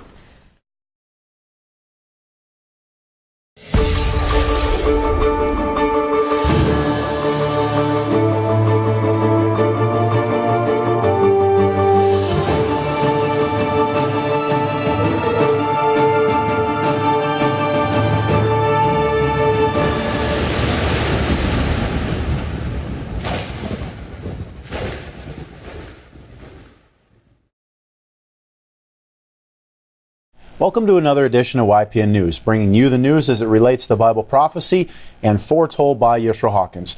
Well, in the news today, debates between UN Security Council members are heating up as they grope for answers to the Syrian crisis. Also, the Secretary of State Rex Tillerson is preparing to visit Moscow, and we'll look at what kind of relationship and influence China has on its North Korean neighbor. Well, all this and much more to report to you. But first, a topic not getting much attention in the media these days, the slave trade. Well, according to the United Nations, there are more and more African migrants being sold into slavery. The UN's migration agency says human traffickers and militia groups are responsible for both buying and selling of the West Africans as they pass through Libya. Now, the agency recently interviewed some of the migrants who told their stories of being sold in garage or car parks in the southern city of Sabbath. Now, Sabbath is one of Libya's main migrant smuggling hubs. Well, Othman Belbisi, head of the UN agency Libya mission, gave more details at a news conference in Geneva. He explained the migrants would be sold from anywhere from $200 to $500. Speaking of their treatment, Belbisi said many of them escape Many of them are kept in bondage, and many of them are even imprisoned inside an area where they are forced to work on a daily basis. There are also claims that women have been bought in Libya as well and are being forced to be sex slaves. Now, this new evidence gives light to the fact that the slave market is more open than in the past. Now, the new evidence suggests that the slave markets are becoming much more open about capturing the African peoples who are simply trying to make their way to Europe, and the UN is making the effort to help some of the refugees to return home. So in an effort for these people to find a better life, here they're being taken advantage of, basically. Yeah, that's sad. Well, imagine you need to travel by plane. You book your flight in advance, pay for your ticket, packed, drove to the airport, made it through security, and finally are seated on your flight. You know, in a few short hours, you have reached your destination, right?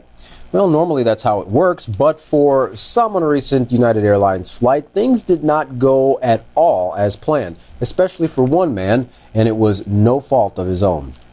Well, the airlines overbooked a flight from Chicago O'Hare Airport to Louisville, Kentucky. Now, they needed 4 seats for its own crew members, and so when no one willingly volunteered to give up their seats, flight attendants chose 4 people at random and told them they needed to leave the plane. Now, 3 of the passengers left with no argument, but the 4th man refused to leave his seat. Well, aviation police then proceeded to drag the man, screaming from his seat when he would not accept the airline's offer of money in exchange for his flight. Tyler Bridges was 5 rows back and told CBS News it was like a wild scene. You see a man hit his head on the armrest and it looked like he was knocked unconscious, and then they pulled him off the plane. The man didn't want to leave the flight, saying he was a doctor and had patients to see in the morning. Since the incident, the security officer who appears on the video has been put on leave. And United's CEO Oscar Munoz issued a statement saying, "This is an upsetting event to all of us here at United. I apologize for having to reaccommodate these customers. Our team is moving with a sense of urgency to work with the authorities and to conduct our own detailed review of what happened." Interesting. Well, the Saharan Desert is still home to nomads today, but not by choice. Many Somalian people have made the long trek across the scorching sands only to be stranded. They once ran from armed groups, but now they face an even greater threat: starvation. These refugee nomads rely on livestock they brought with them for their very survival. But as one woman told her story to Al Jazeera, we learned their animals are almost extinct. Nima Dain Mohammed, a refugee, explained, "I came here with 250 goats. All of them are dead except for 2. I have 7 children who I am struggling to feed and am forced to give them black tea without milk, as all the animals I used to milk are dead." Well, with malnutrition on the rise, the UN is worried 20 million people could face starvation in many African countries, including Yemen. No, it's a big burden to carry. The region has been suffering from drought as well as armed conflicts that have displaced millions of people. One example is the South Sudanese people. Thousands have fled into neighboring Uganda, driven by the endless cycle of violence that shows no sign of letting up. With little food in the country already and the constant threat of gang violence, the people see no other option but to leave their homes. Well, one woman recounted her experience to reporters, saying, "The soldiers were leading, breaking doors, and beating people. They would arrest you and ask you to show them where the rebels are, but when you tell them you don't know, they beat you. They killed people," she said. Another country being abused by war is Yemen. The UN reports over 16,000 people have lost their lives since the conflict began in March 2015, and millions have fled from their homes. As fighting continues, supplies of food, water, and medicine are running out. The latest figures from the UN show 2/3 of the population there in Yemen, 18.8 million people, need aid, and more than 7 million people are now facing famine. Well, the situation is dire, as one UNHCR representative in Yemen tells Al Jazeera. There is significant famine, he said. There is significant famine. There is people dying because of lack of medical attention. There are people who are simply out of schools because the schools are being used as shelters for the displaced people. So very tough situation there. Oh, I bet. But to cope with growing demands, instead of increasing the food supply, aid agencies are cutting food rations back as the humanitarian crisis expands. But the need will not likely stop anytime soon in places like northeast Nigeria. There, thousands of people are forced to flee from the militant group Boko Haram, which has wreaked a lot of havoc and terror in that area, which controls that particular area in northern Nigeria. But these communities do not feel secure in food and other needs. The UN warns a mass exodus could take place from the region. Well, according to the Intergovernmental Panel on Climate Change, the average temperature of the Earth has risen about 1.5 degrees Fahrenheit over the past 100 years. Now, it estimates there will be another increase of 0.5 to 8.6 degrees by the time we reach 2117, so basically another 100 years from now. Of course, such a drastic change, along with other issues taking place, would really tip the delicate balance of life on our planet. And since these and many other changes are affecting the world as a whole today, Pope Francis is naturally voicing his concerns and recommends people look to the church for the answers. But it's kind of strange that he would recommend they look to the church, because the church really doesn't have the answers, and they don't really have a set of guidelines that they go by. They just kind of make it up as they go. That's right. Well, we look forward in 2117 to reporting on what's actually going to be taking place with the climate as things progress. Well, Professor Rodrigo Guerra Lopez was interviewed by RomeReports.com and told them the Pope educates us in the idea that everything is connected. Well, everything has synergy, he said, in relation to everything else. That is why water is as important as the situation of the poor. It is equally important to focus on the waste program as climate change. Professor Lopez is the director of the Center for Advanced Social Research in Mexico. There he studies different social issues such as climate change. Now, the professor puts a lot of the blame for the Earth's situation on mankind, who often introduces ideas or products which later cause harm to humanity. Now, he wants everyone to be aware of the damage they cause and be accountable for their actions. Interesting. But there's not really any teaching for mankind to be accountable for their actions so that they can take responsibility and start making changes in their character. Well, but what is the Pope's role in all of this? Well, Professor Lopez tells us the encyclical Laudato Si, which is basically a letter, talks about climate change. The Pope, without being a scientific authority himself, listens to the best scientific research on climate change. So what Lopez is saying is that through this encyclical, this letter that the Pope wrote, the Church is confirming what science has found to be true. The professor went on to say, I think that this attitude is very honorable on the part of the Church, because just like the faith and reason, the Church and science can join together at the service of people. Now, many experts at the Vatican, like Professor Lopez, believe that the Church and science should come together to help solve the world's problems. And, you know, if you look at how the church and science, some of the things that science talk about, like evolution instead of the creation, you know, the church backs up some of the evolution theory, so maybe they can find some common ground there. I'm sure they will, but I have a feeling we're still going to see these same problems taking place in the future. Well, there are apparently additional concerns for the papacy catching headlines as well. Larry McGee has been tracking a story for us regarding terrorism striking the church, as well as other stories related to the state of warfare among the nations. Larry, what do you have for us?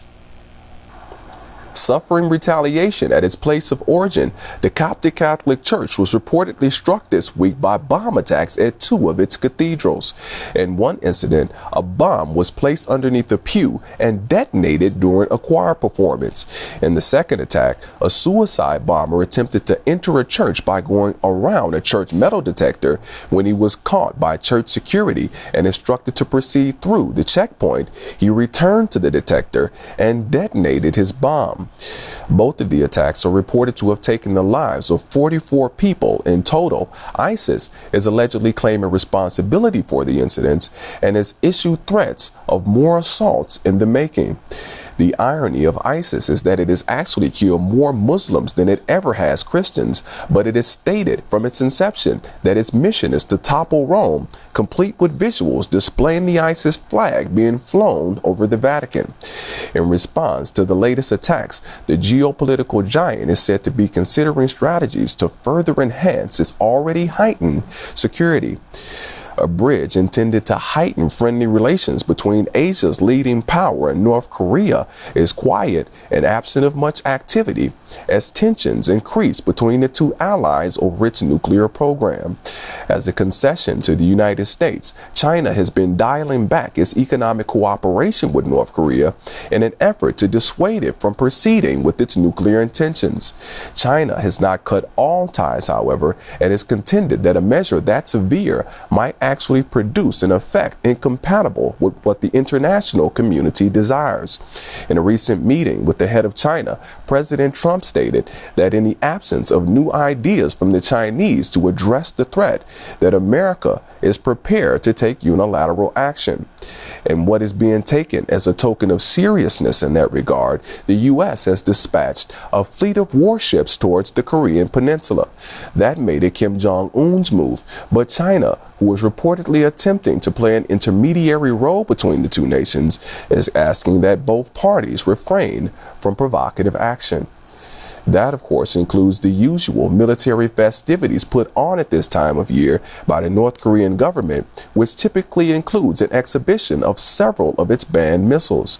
Intelligence is warning that another nuclear test might also be imminent, and that suspicion has prompted a strong naval response from the U.S., the threat of which has caused President Jong-un to vow that North Korea will deploy its nuclear weapons in the event of any preemptive action taken by the U.S.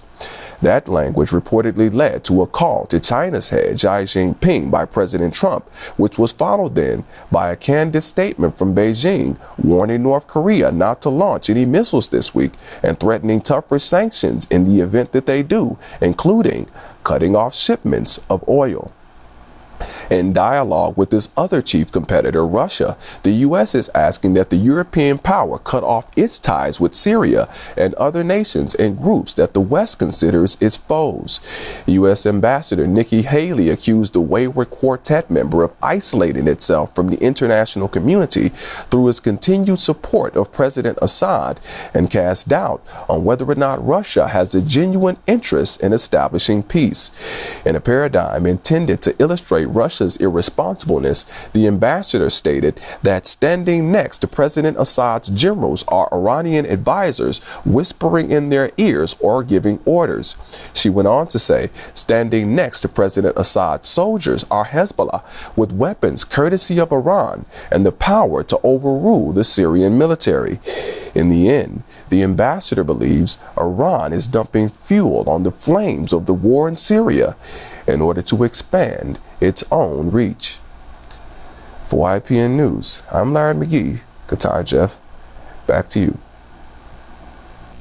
Well, Katan, it seems like United States Ambassador to the United Nations, Nikki Haley, is basically saying that Russia and Iran are just as guilty as the Assad government. So kind of grouping them all together. Yeah.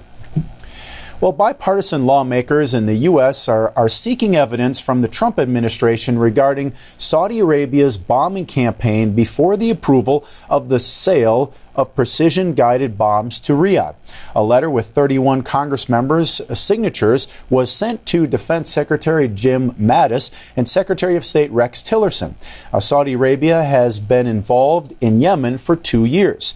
The war pits the government against rebels and has displaced millions and cost over 100,000 lives and left the country on the brink of famine. Wow. Rex Tillerson arrived in Russia for a meeting with Sergei Lavrov. Tensions are on the rise after a Syrian strike on the Syrian air base was conducted by the United States. That campaign of missiles cost the U.S. over $110 million. But even after all that fanfare by the U.S., that air base was operational the very next day. With these recent actions by the U.S. Behind them, Tillerson is speaking with toughness regarding the U.S. and Russian relations. Tillerson said in a press conference, Russia can realign with the U.S. or continue its support with this group, speaking of the Syrian government, which we, the U.S., feel won't serve Russia's interests long term.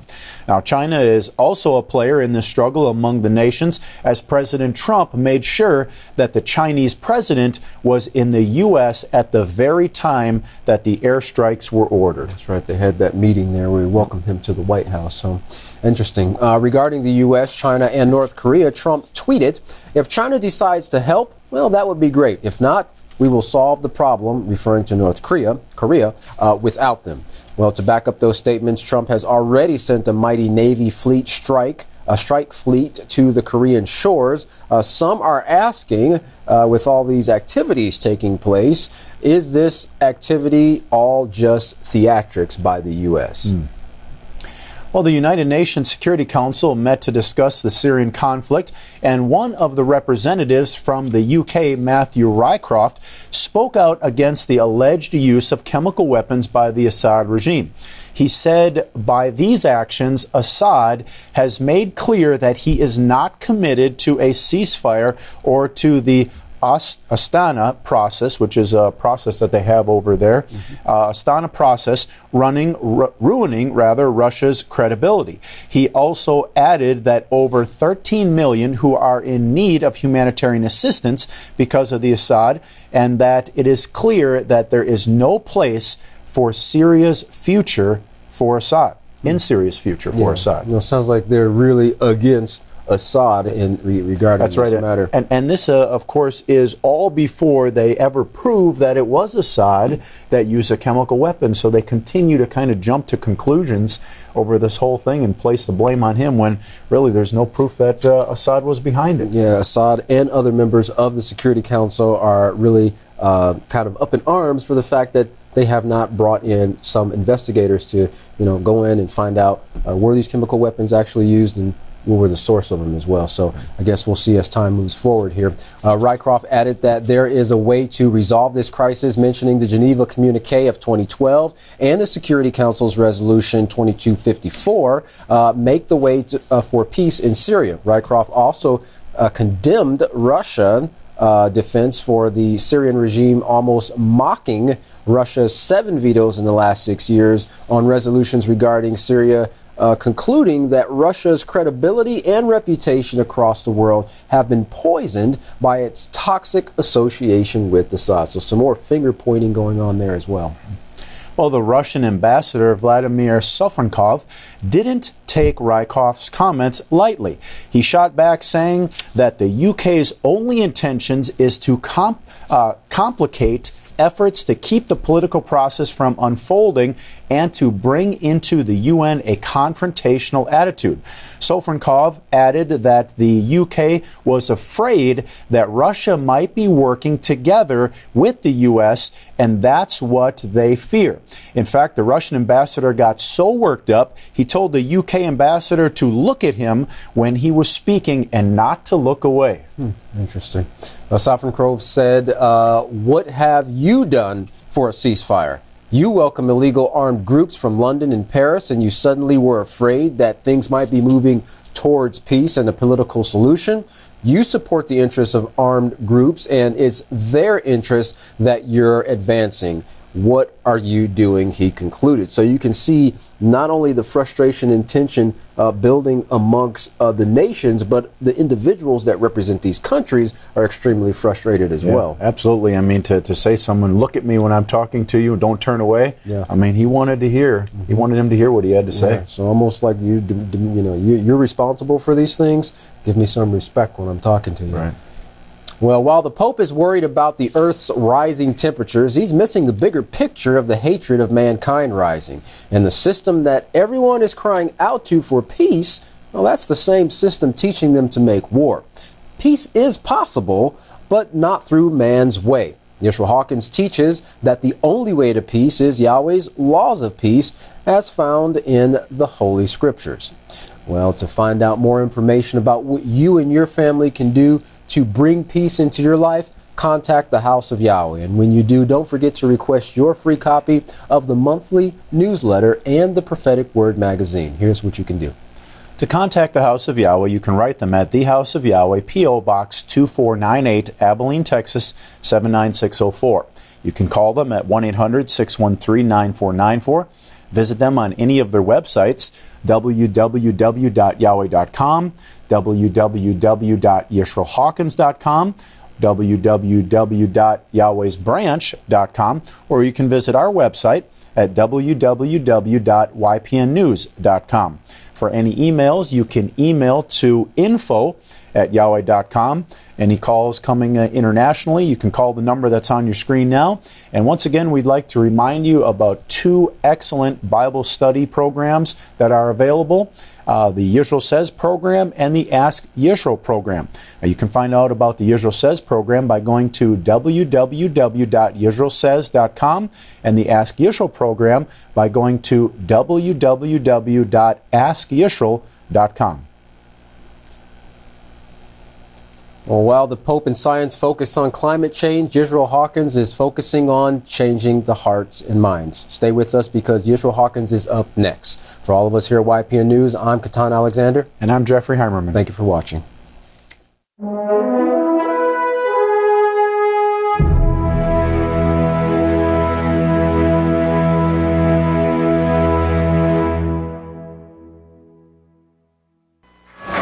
At this time, if everyone will please stand. Now, I told you Yahweh had a gift for you, and it's the greatest gift He could give to anyone. And of course, that greatest gift Yahweh can give to anyone in these last days is a teacher. And at this time, I'd like to introduce the greatest gift in the world, the great Kahan Yisroel Hawkins. Shalom. Shalom, everybody.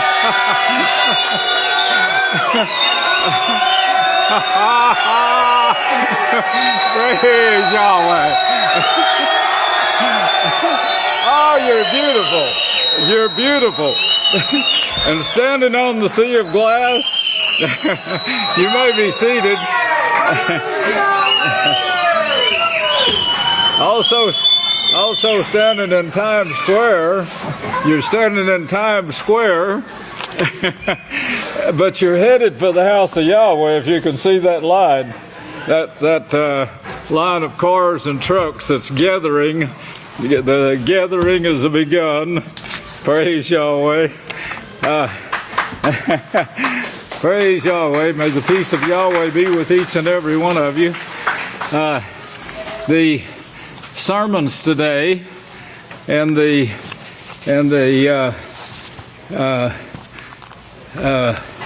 news also. I don't have to bring that news now, so I can get right into this sermon that actually ties right in with everything that was brought here today. I didn't know that the word Oklahoma meant so much. I've written bits and pieces about it, but to put it all together that way and bring it out in one lump sum, now that's magnificent. I know you can't remember all of this, and it would help if you had some kind of player that you could rehearse it from time to time. Find a moment and sit down and relax and play it. But in the beginning now, Yahweh had this plan. The plan has never changed. Now there's been of course, all kinds of deception, as the great deacon brought forth with apple pie, apple something or another. But these were all Christians. All of these people were Christians, but they used that to try to condemn the Scriptures. And this is a great trick of Satan. It won't work here. We know that the prophecies they're shepherded by Yahweh. They're coming to pass.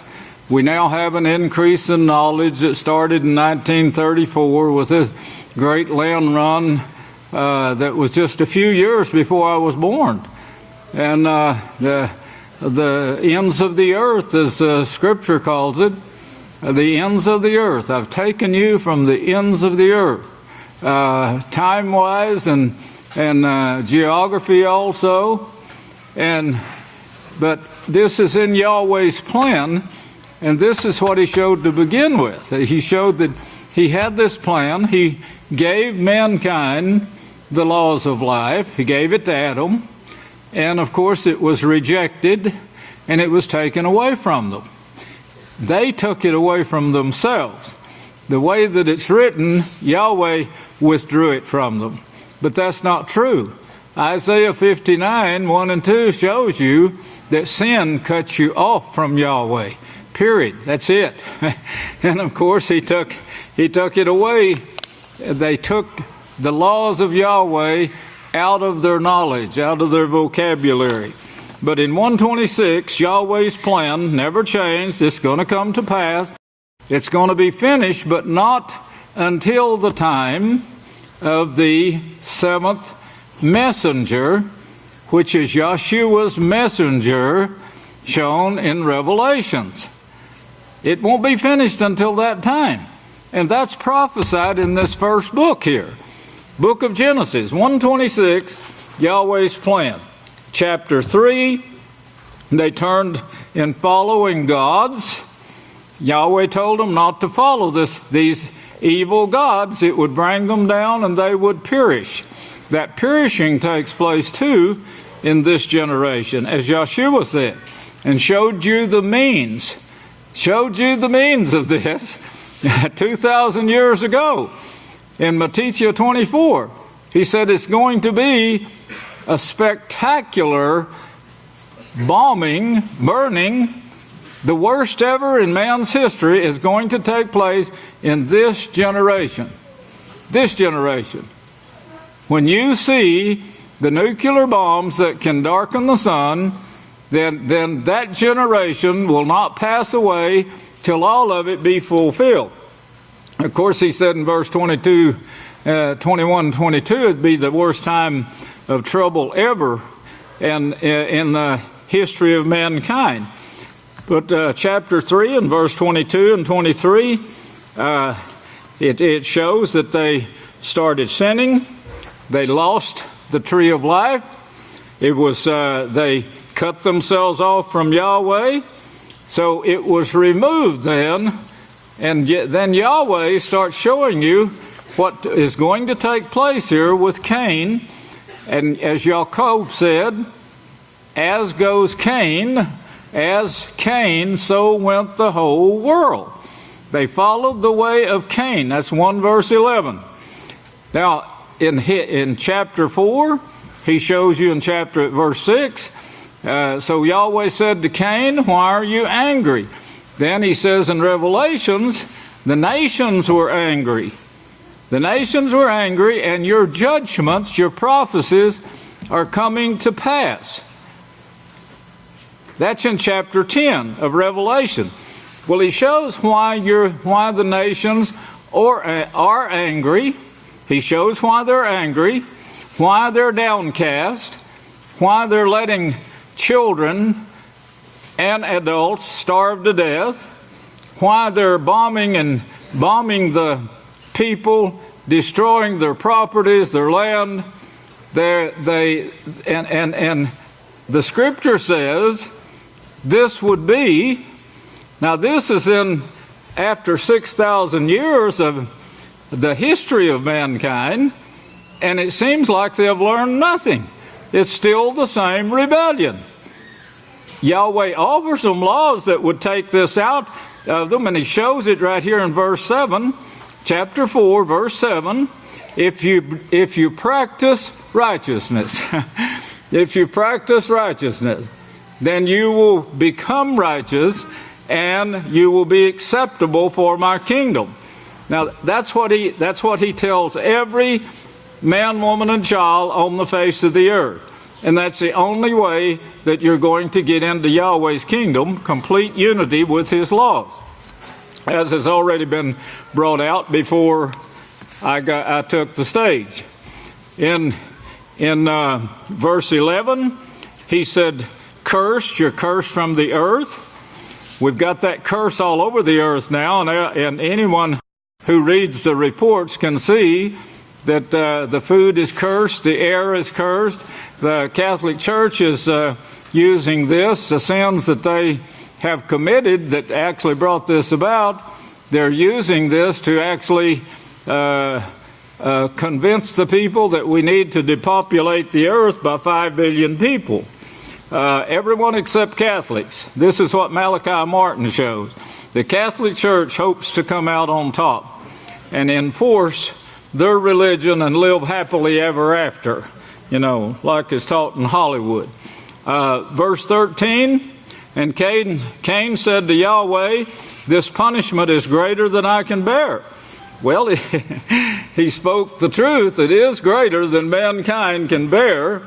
And then you have the verse 14, which shows war, continual war that is taking place. If you look over to chapter 6, it brings about this same rebellion, the violence. Verse 3, Yahweh says they will never subject themselves to righteousness under these conditions.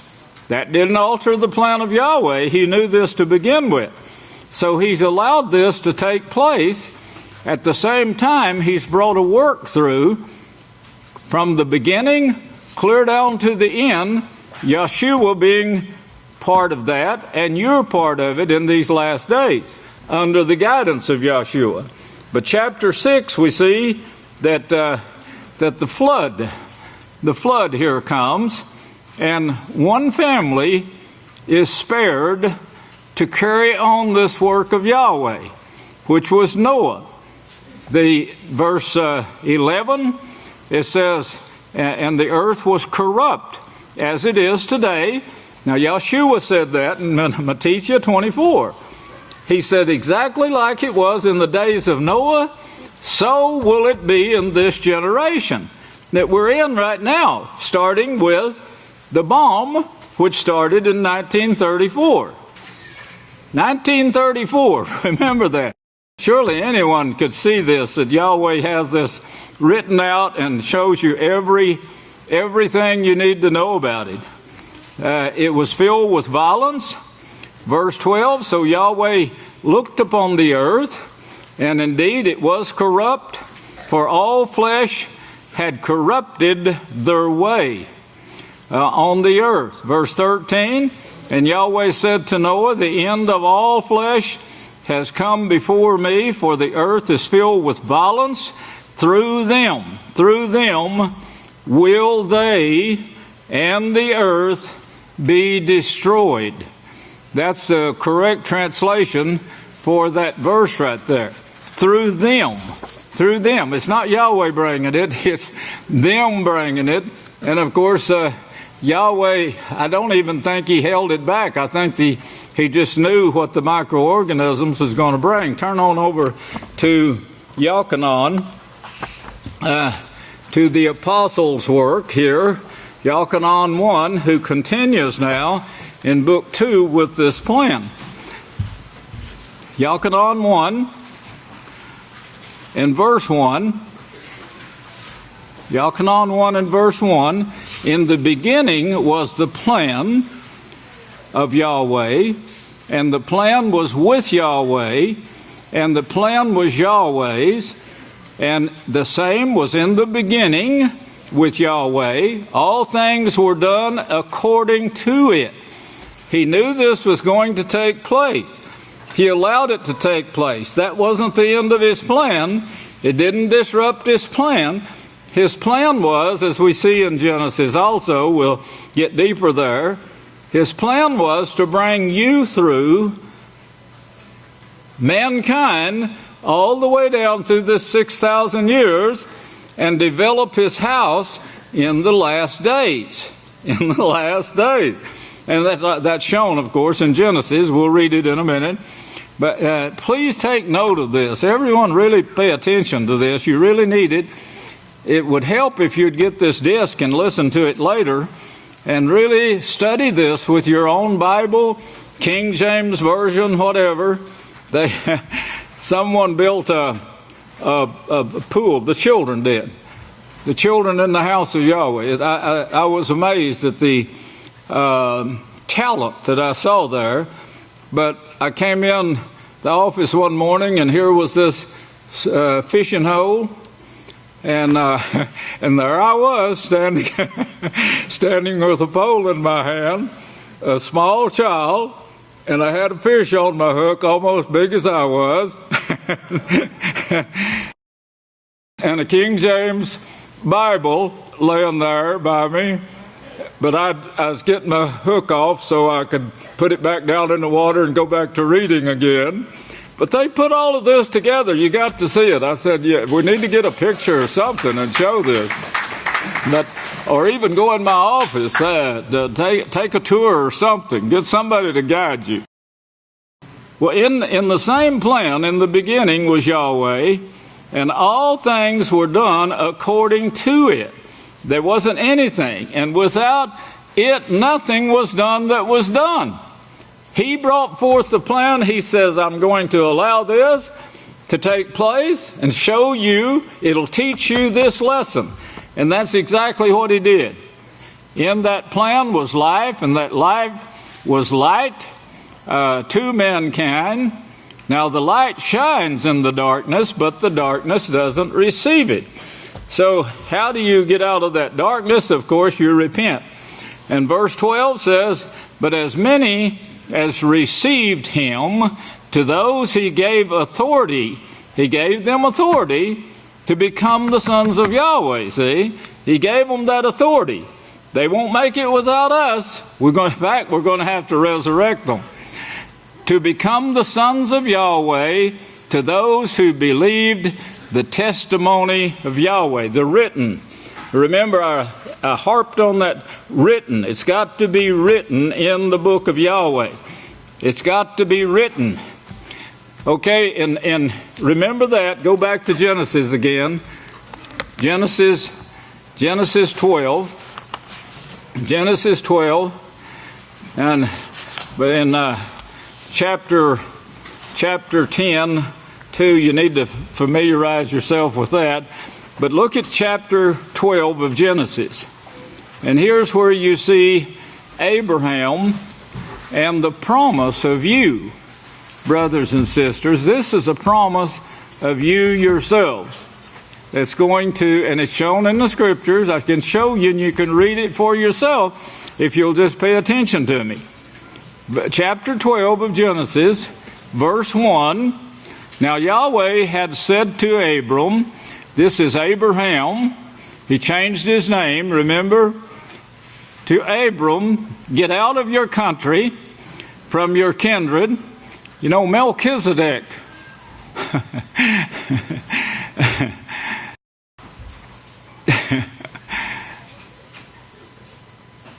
He told Abraham this. And Abraham, if you could just imagine, if he'd have been rebellious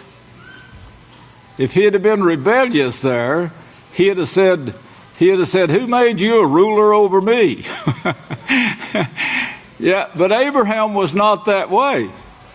After the order of Melchizedek, the righteous priest and king came forth from this man right here who obeyed Melchizedek.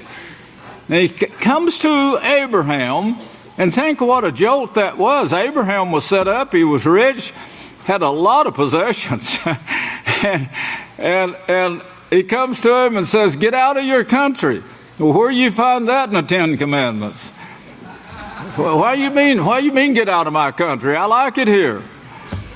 Well, of course, here a little and there a little, precept upon precept. What in the world is a precept anyway? Well, your counselors will have some of those for you, and they'll tell you the law. They'll tell you the law and tell you, you need to check up on your tithing. You need to start watching your mouth. You need to start watching your actions. These are laws, precepts, a precept upon precept, so you can follow these steps, these laws, and won't fall backwards and stumble the way the Catholic Church, the way Yada has fallen backwards and stumbled. I will make of you a great nation, verse 2, and I will bless you and make your name great, and you shall be a blessing. And I will bless those who bless you and curse those who curse you. Talking about the righteousness that Abraham taught and practiced. And Abraham did this. Abraham, Isaac, and Jacob practiced the laws of Yahweh. It was the 12 tribes that came from Jacob that turned bitter and sour. Well, I will bless those who bless you and curse those who curse. That is your way, your face. Curse your face. Get in your face, as somebody said. And in you shall all families of the earth be blessed. And people think, and books have been written, saying, this is the richest, this is the richest, the multitudes of richness of United States and Britain. That's not the blessing. That's not the blessing of milk and honey that we're enjoying here in the state of Texas right now, and Abilene, the house of Yahweh. This place is overwhelming with milk that'll make you white as snow, and honey which will cause you to choose righteousness. The families of the earth be blessed. All families of the earth is going to be blessed through this man. Through this man. I'll show you this in just a little bit. It was touched on today.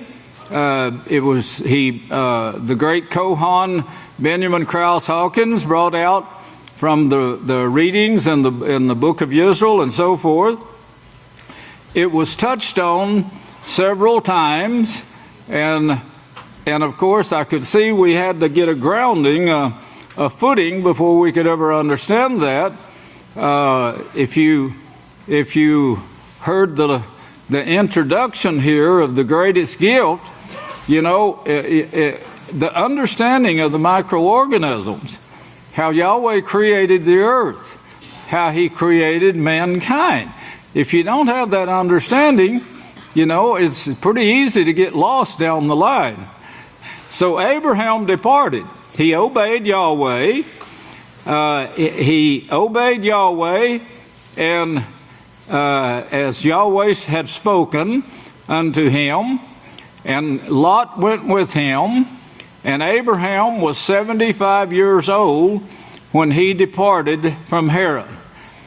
75 years old, and he uprooted everything and left, as Yahweh said. At verse 5, Abraham took Sarah, his wife, and verse 6, he went to, you notice that? Read it for yourself. Where did he go?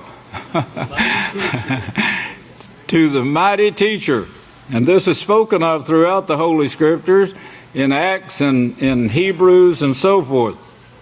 To the mighty teacher who trained him. In fact, he was the one that sent word to Abraham to come there. Get out of your land and come here, and I will teach you. Well, this is chapter 12, 1 through 6. Look on over now to chapter 17. I know I'm taking you through this quickly, and we'll come back later and we'll touch on other things. It's all written here a little and there a little. Here a little and there a little. Line upon line, precept upon precept, to get you to the mighty teacher where you can actually become a part of the family. The family. Do you see how that word's actually meant family, and then house of Yahweh and Abel? It's amazing. Yahweh is keeping up with you. You're on the sea of glass in front of him, have been for over 6,000 years. Here in chapter 17 now of Genesis, and verse 19, Yahweh said, yes, I see Ishmael, but Sarah, your wife, will be bearing you a son, and you will call his name Isaac. I will establish my covenant with him for an everlasting covenant, and with his descendants, after him. You see that? He tells you what he's going to do in advance. Satan knows this. She sees this. She tries to stop it. Yahweh would not let her stop it. Yahweh had planned this. He brought it through. You remember all the things that occurred with Moshe? He was the beginning of this. Bringing the 12 tribes out. This bloodline of Abraham's here. Yes. Hid Moshe right under their nose. In fact, had one of their top queens who had a hospital and schools and everything and educated him. Had her own private schools to educate Moshe. He got the top of the education in Egypt. Yahweh provided all of that in bringing forth his plan. Not one thing altered that plan. Verse 20. And for Ishmael, I have heard you. Behold, I will bless him, and I will make him fruitful, and I will greatly increase him. 12 rulers he will father, and I will make him into a great nation. And you know, those people, even today, they actually know this. They know that Abraham was their descendants, the so-called Jews, the Hebrews. They know that they're descendants of Abraham. They told Yeshua this. Well, you know, Abraham is our father. Well, Abraham was Ishmael's father too. And they know this today. And they're very abundant people over there. And of course, they follow some righteousness. They have some holiness. The Vatican is attacking. The Vatican is attacking all forms of righteousness. That's what you see, a fight against Ishmael over there right now. Because they know this. They believe it. We've witnessed to them. We met and ate with them. They do not eat pork. They're circumcised. They follow all these things that they know of. They're not the house of Yahweh. They have a lot of mistakes in their teachings, but they agreed with us that we were right. And they said, if we could get this here to our people. I said, you will, eventually. But they're in contact with us now. These same people are in contact, wanting to come to the house right now. Yes. But my covenant will be established.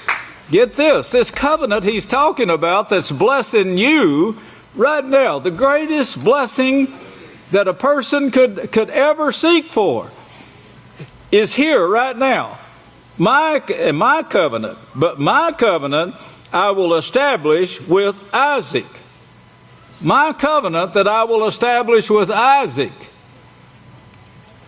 I'm going to show you that in Scripture, and if you'll read it, so you'll have no doubt at all anymore. Okay.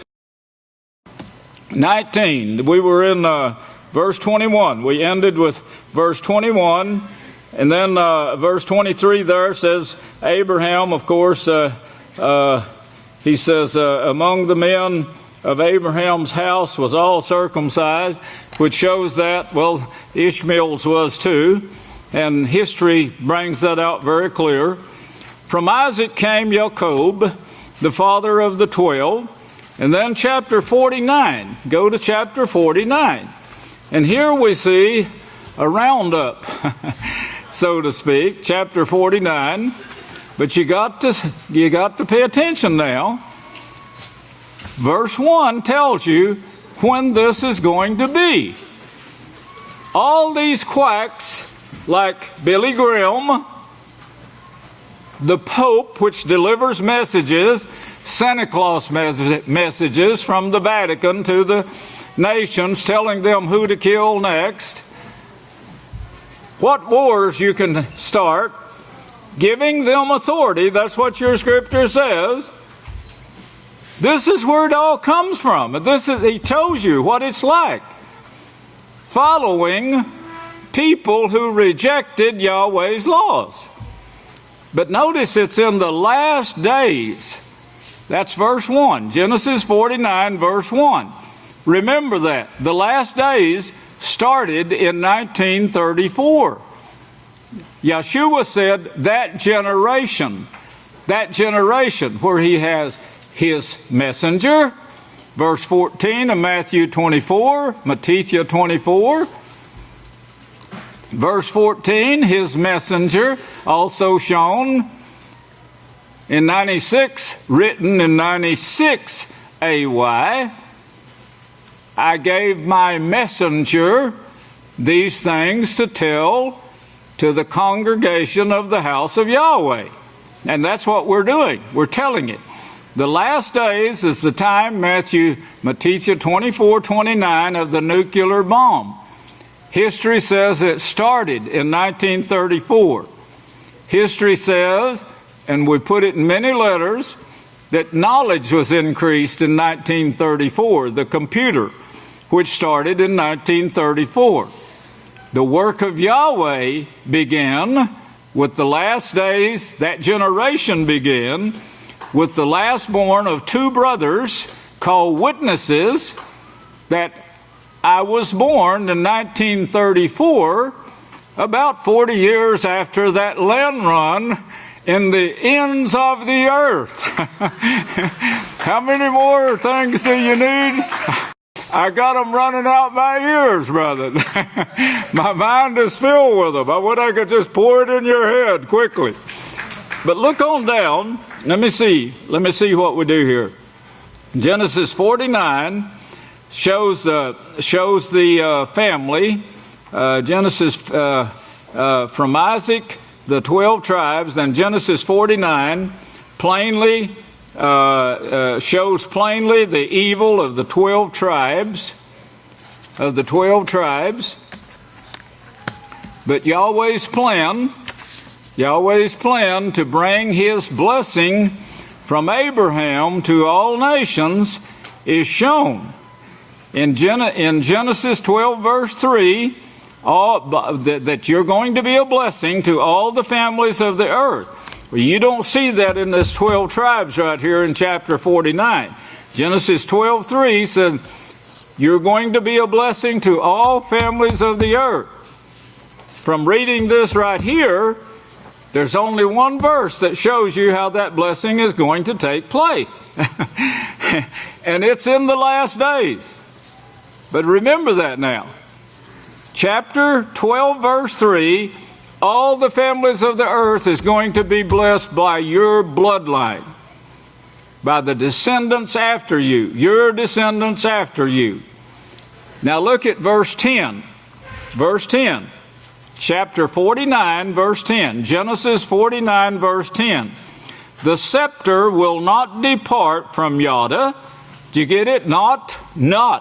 It will not depart from Yada. And Yada is a ruthless lion. And this is the last days, and Yada is still in power. The scepter is still with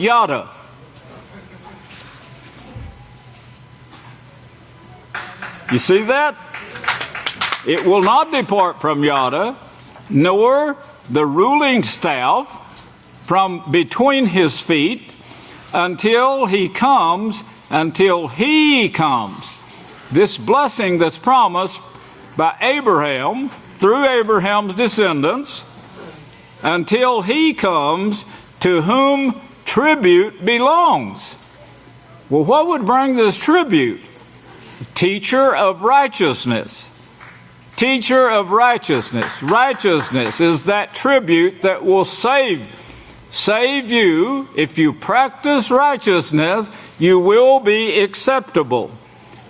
The tribute belongs as Abraham was instructed, and he gave him tithe of all he had.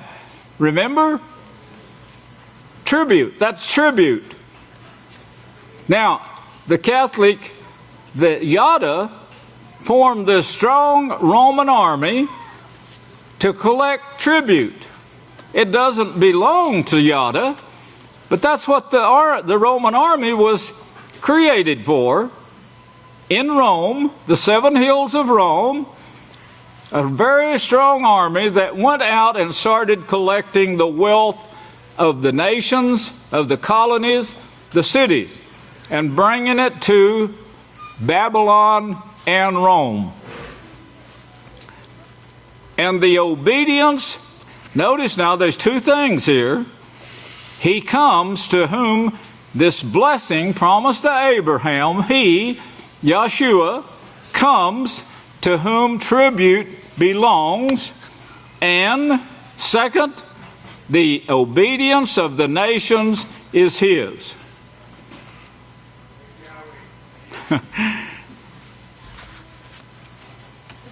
Got that in your mind? Now, keep that in your mind and go over to Psalms 110. Psalms 110 and verse 1. Psalms 110.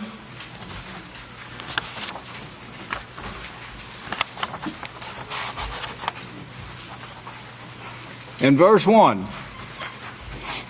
Yahweh said to my ruler and king, this is speaking of this blessing from Abraham. That is part of it, part of the blessing from Abraham.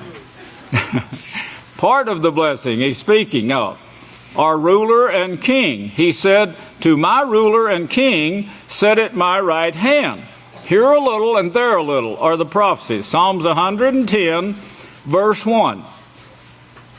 This is the blessing promised Abraham that would be a blessing to all nations. This is Yeshua, of course. Until I make your enemies your footstool. So Yeshua is going to be there until somebody makes his enemies their footstool. Some work.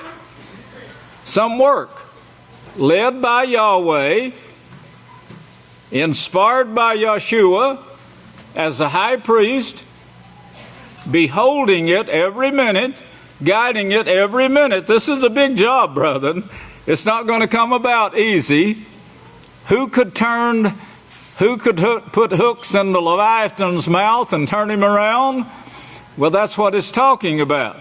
The Leviathan sits on 7 hills of Rome, the leader of the kings of the earth, named Yada, and he's going to be there and their lawgiver until these enemies are made the footstool of Yeshua Messiah. Yahweh said to my ruler and king, who is Yeshua Messiah. The witness who saw this testified about it. The witnesses. Turn over to Acts. We have witnesses, and they're writing. These witnesses kept and taught the laws of Yahweh. Yahweh guided, Yahweh shepherded their writings, inspiring them to write, saving them, inspiring this to be put together into the book called the Book of Yahweh. That's why we have it right now. You wouldn't have it if Yahweh wasn't shepherding this. In Acts the second chapter, Acts, the second chapter, the witnesses that saw this, look at verse 34. Now David did not ascend into heaven. Oh, wow. I thought my first preacher that I listened to in a brush arbor said, well, David's in heaven. He was a liar. And my mother said, now, did you boys hear this? Did you hear what he said? And she showed us from the scriptures that David was not in heaven. It's in the scriptures. It's written. You read that yourself? No, he didn't go to heaven. King Solomon had a lot of knowledge, and he said, what makes you think man dies and goes to heaven and your horse dies and goes to the grave? Well, they had nothing to base their belief on, and it wasn't written, so they had nothing. And Solomon just said a few words to get them to thinking. David is not ascended into heaven, but he himself said, Yahweh said to my ruler and king, sit at my right hand. So he's talking about who? Read on. Until I make your enemies your footstool. Do you see where he is quoting that from? I just read it to you. Genesis 49. Therefore, let all the house of Israel know assuredly that Yahweh has made that same Yeshua whom you have sacrificed both king and Messiah. That same Yeshua now is both king and Messiah over the house of Yahweh. Over the house of Yahweh. Look back to Zechariah now. I'll go through this really quickly, but I got to make you understand it. Zechariah 6. Keep that in mind now, what you just read from Acts.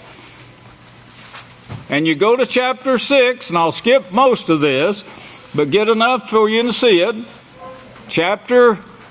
Zechariah 6, found on page 719. I want you to read it if you will, please. I'm begging you. I'll get down on my knees and beg you if I need to. Take the silver and gold.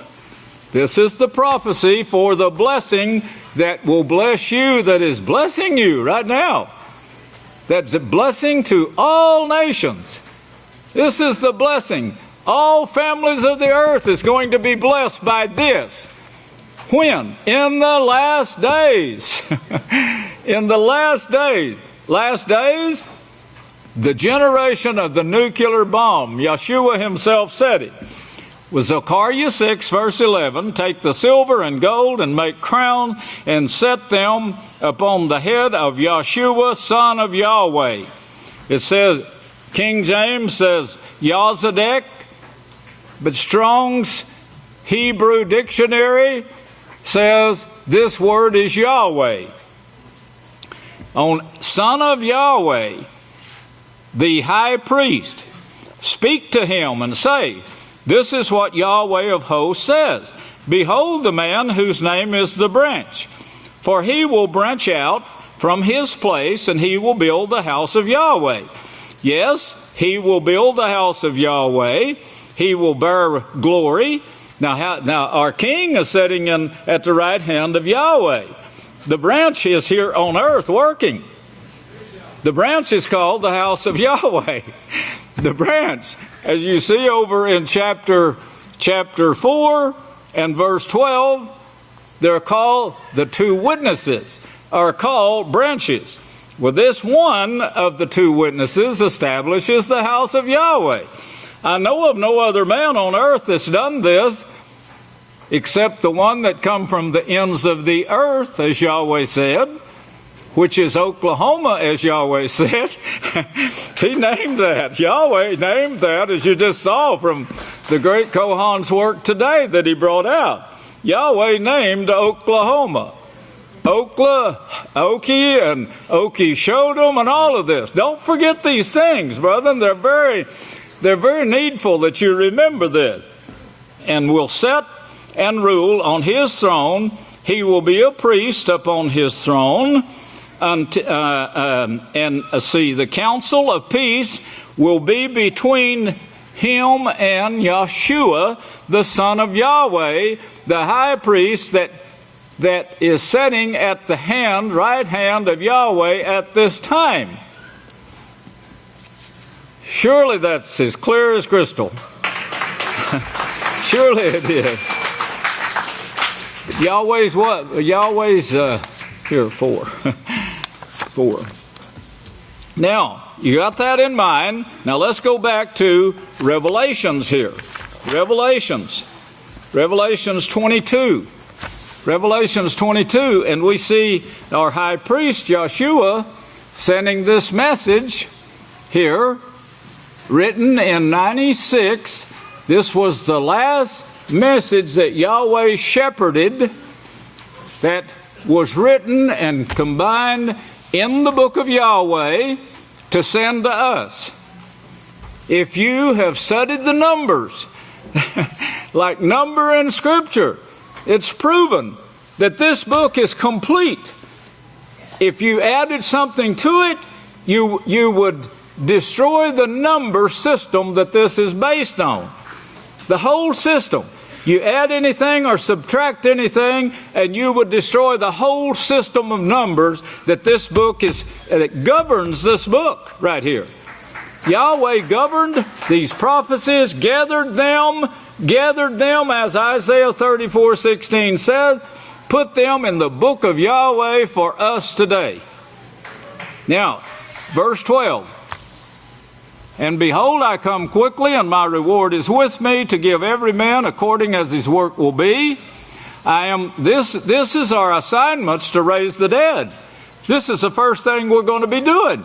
Raising the dead, bringing all these people to a certain hill. These are our jobs, brother. They prophesied the nuclear bomb in advance. Nuclear bombs can burn the earth in 1 hour. That's prophesied in 96. In 96 AY. 96 AY. That they would have nuclear bombs in this generation that could burn the earth in 1 hour. It started in 1934, and we have them. Wake up, they're here. I got facts almost every month in the newsletters pointing this out. I am the first and the last. This is Yeshua Messiah, the beginning and the end. Blessed are those who keep his laws. That's what I'm telling you. Whether they're the 10 Commandments, you don't find in the 10 Commandments, love Yahweh with all your heart. You don't find the law that says, love your neighbor as yourself. You don't find the law that says, take your bowel movements outside the camp and bury it. But these are precepts that you must follow. When the priest tells you, you need to follow something, you need to follow it. These are the precepts. Here a little and there a little. Blessed are those that keep his laws, that they might have right to the tree of life. If you don't do it, you don't have any right to the tree of life. Obedience is the key word. And may enter in through the gates into the city. For outside are dogs, whoremongers, sorcerers, murderers, worshipers of gods. You worship God by disobeying Yahweh. Yahweh gives you a precept. You don't want to obey it, you're worshiping gods that tells you to rebel. Satan says, don't do what Yahweh said. Follow these gods. Evil. Be evil like the gods. You'll enjoy that. And everyone who professes to love, yet practices breaking the law. I, Yeshua, remember Zechariah 6. Behold the man whose name is the branch. You will work together with him. Yeshua says, I, Yeshua, have sent my messenger to tell you these things in the last days. We're it, brethren. We are the house of Yahweh. To testify to you these things in the congregations of the house of Yahweh. Then he tells you, I am the root. I'm the root. Get that. Underline it. Circle it. Something. Get it. So you can keep it in your memory. I am the root, the offspring of David. I'm the root, the offspring of David. How far do I want to go here? Let's read 17 also. And the Spirit and the bride says, come. The Spirit and the bride. The law says it. The Spirit is the law. And the bride, us, the house of Yahweh. We say, come. We're gathering you together to a place to teach you obedience. The greatest gathering ever. When we were writing that song, I didn't know all of these numbers and things. I hadn't done any of this work. I assigned it to other people. And I was amazed myself at what that song actually means, that I had a hand in helping the musicians put together. Praise Yahweh. I have a hand in everything around here. And I see to it that everybody else does too, even to the youngest children. And I'm begging you to push the children. Push them. They can learn a lot faster if you push them. Well, verse 17, the Spirit, that's the law, says come, and the bride says come, and let him who hears say come, and let him who is thirsty come,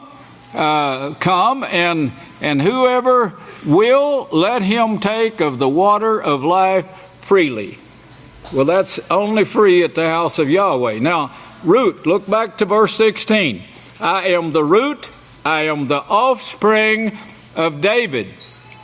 I am the root and I am the offspring of David.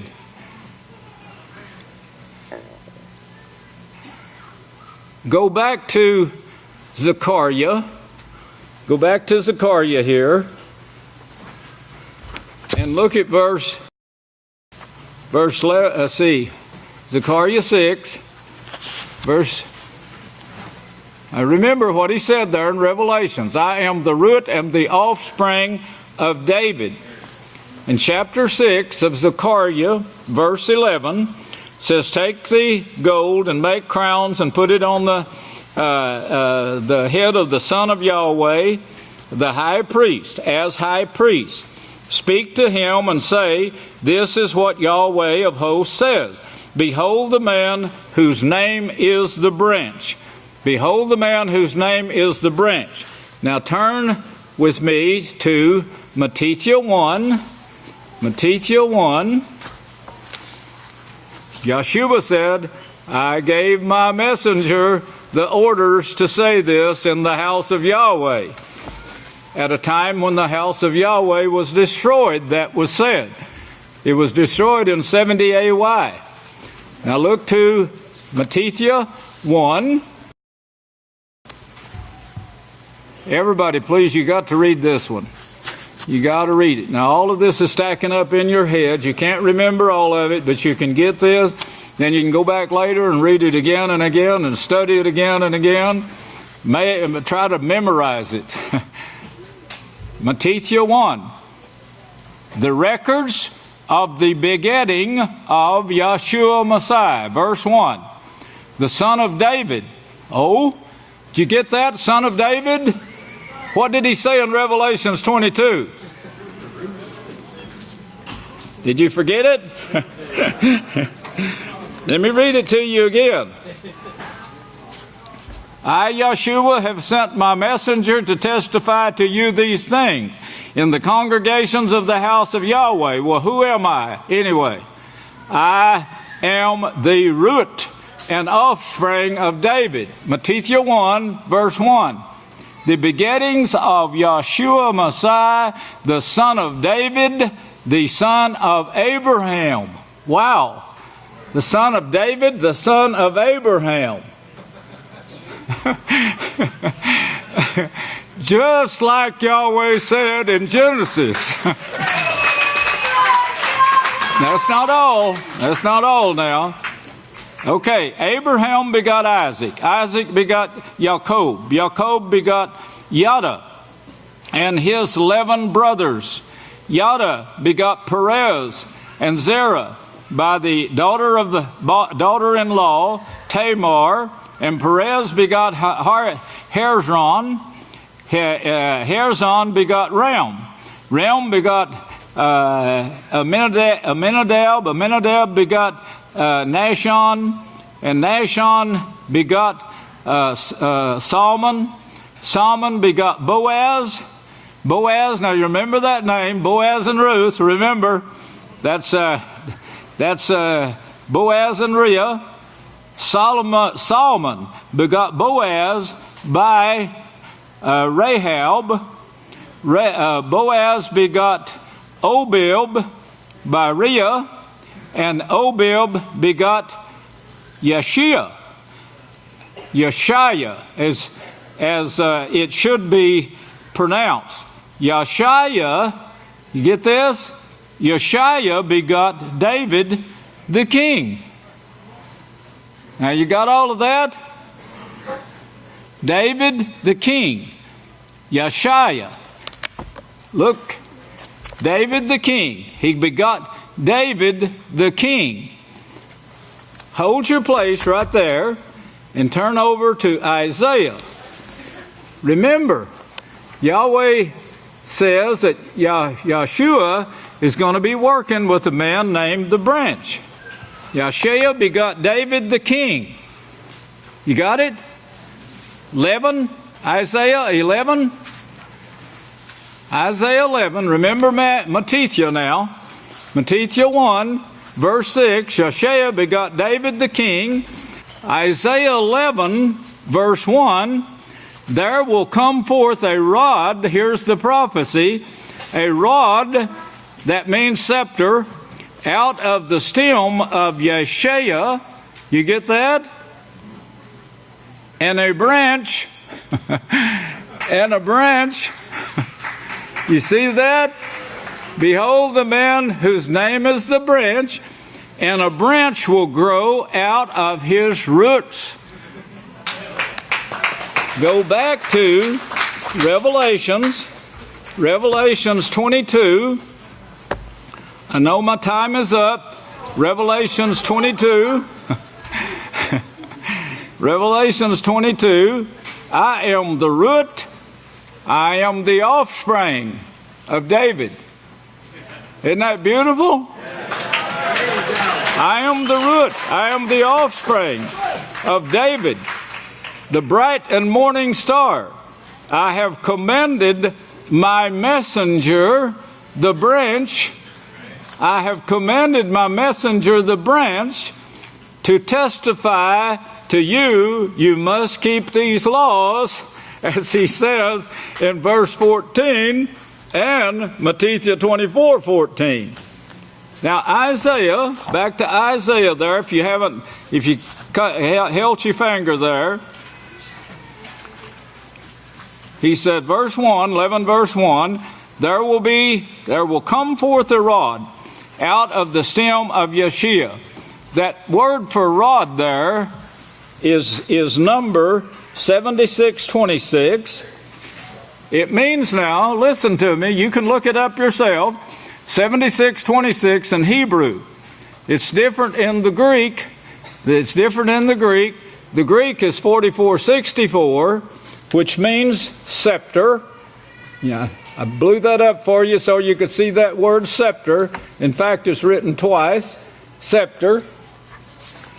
Scepter in Hebrew, speaking of the branch now, discipline, this rod means discipline, to guide and direct.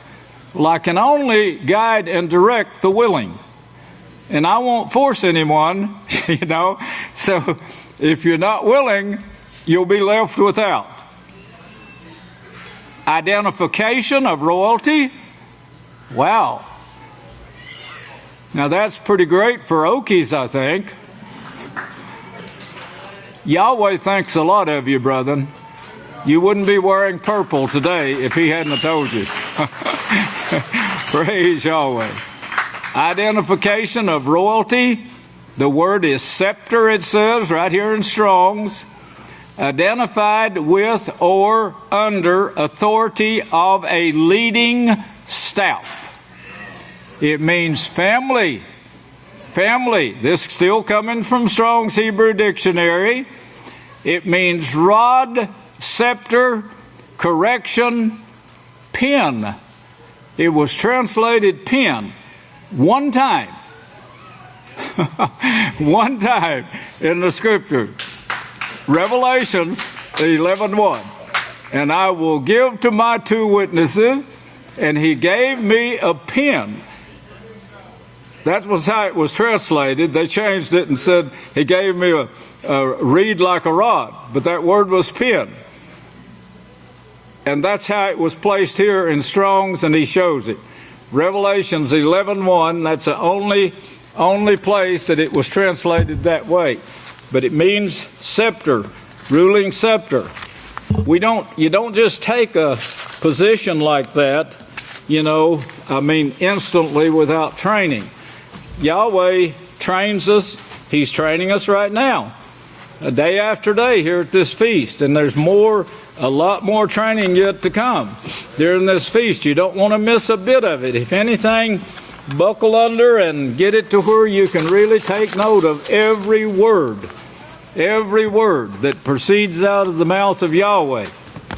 We've got about 5 days left, and everything we got lined up tomorrow through the rest of this feast is very important for you to be here and learn it.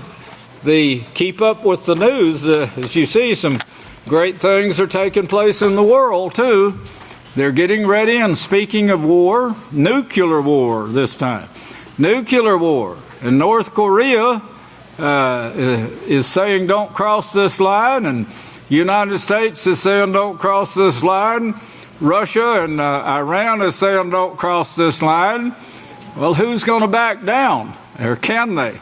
They got their foot in their mouth now. And it's hard to back out and still save face. Well, keep your hearts on Yahweh. The food is free, but if you overeat now, don't blame me if you start putting on pounds. And somebody said that's the reason they was doing it. But the house of Yahweh is such a blessed place, and more so this feast than ever before. May Yahweh bless you, and I'll turn the services back to the next leader. I love you.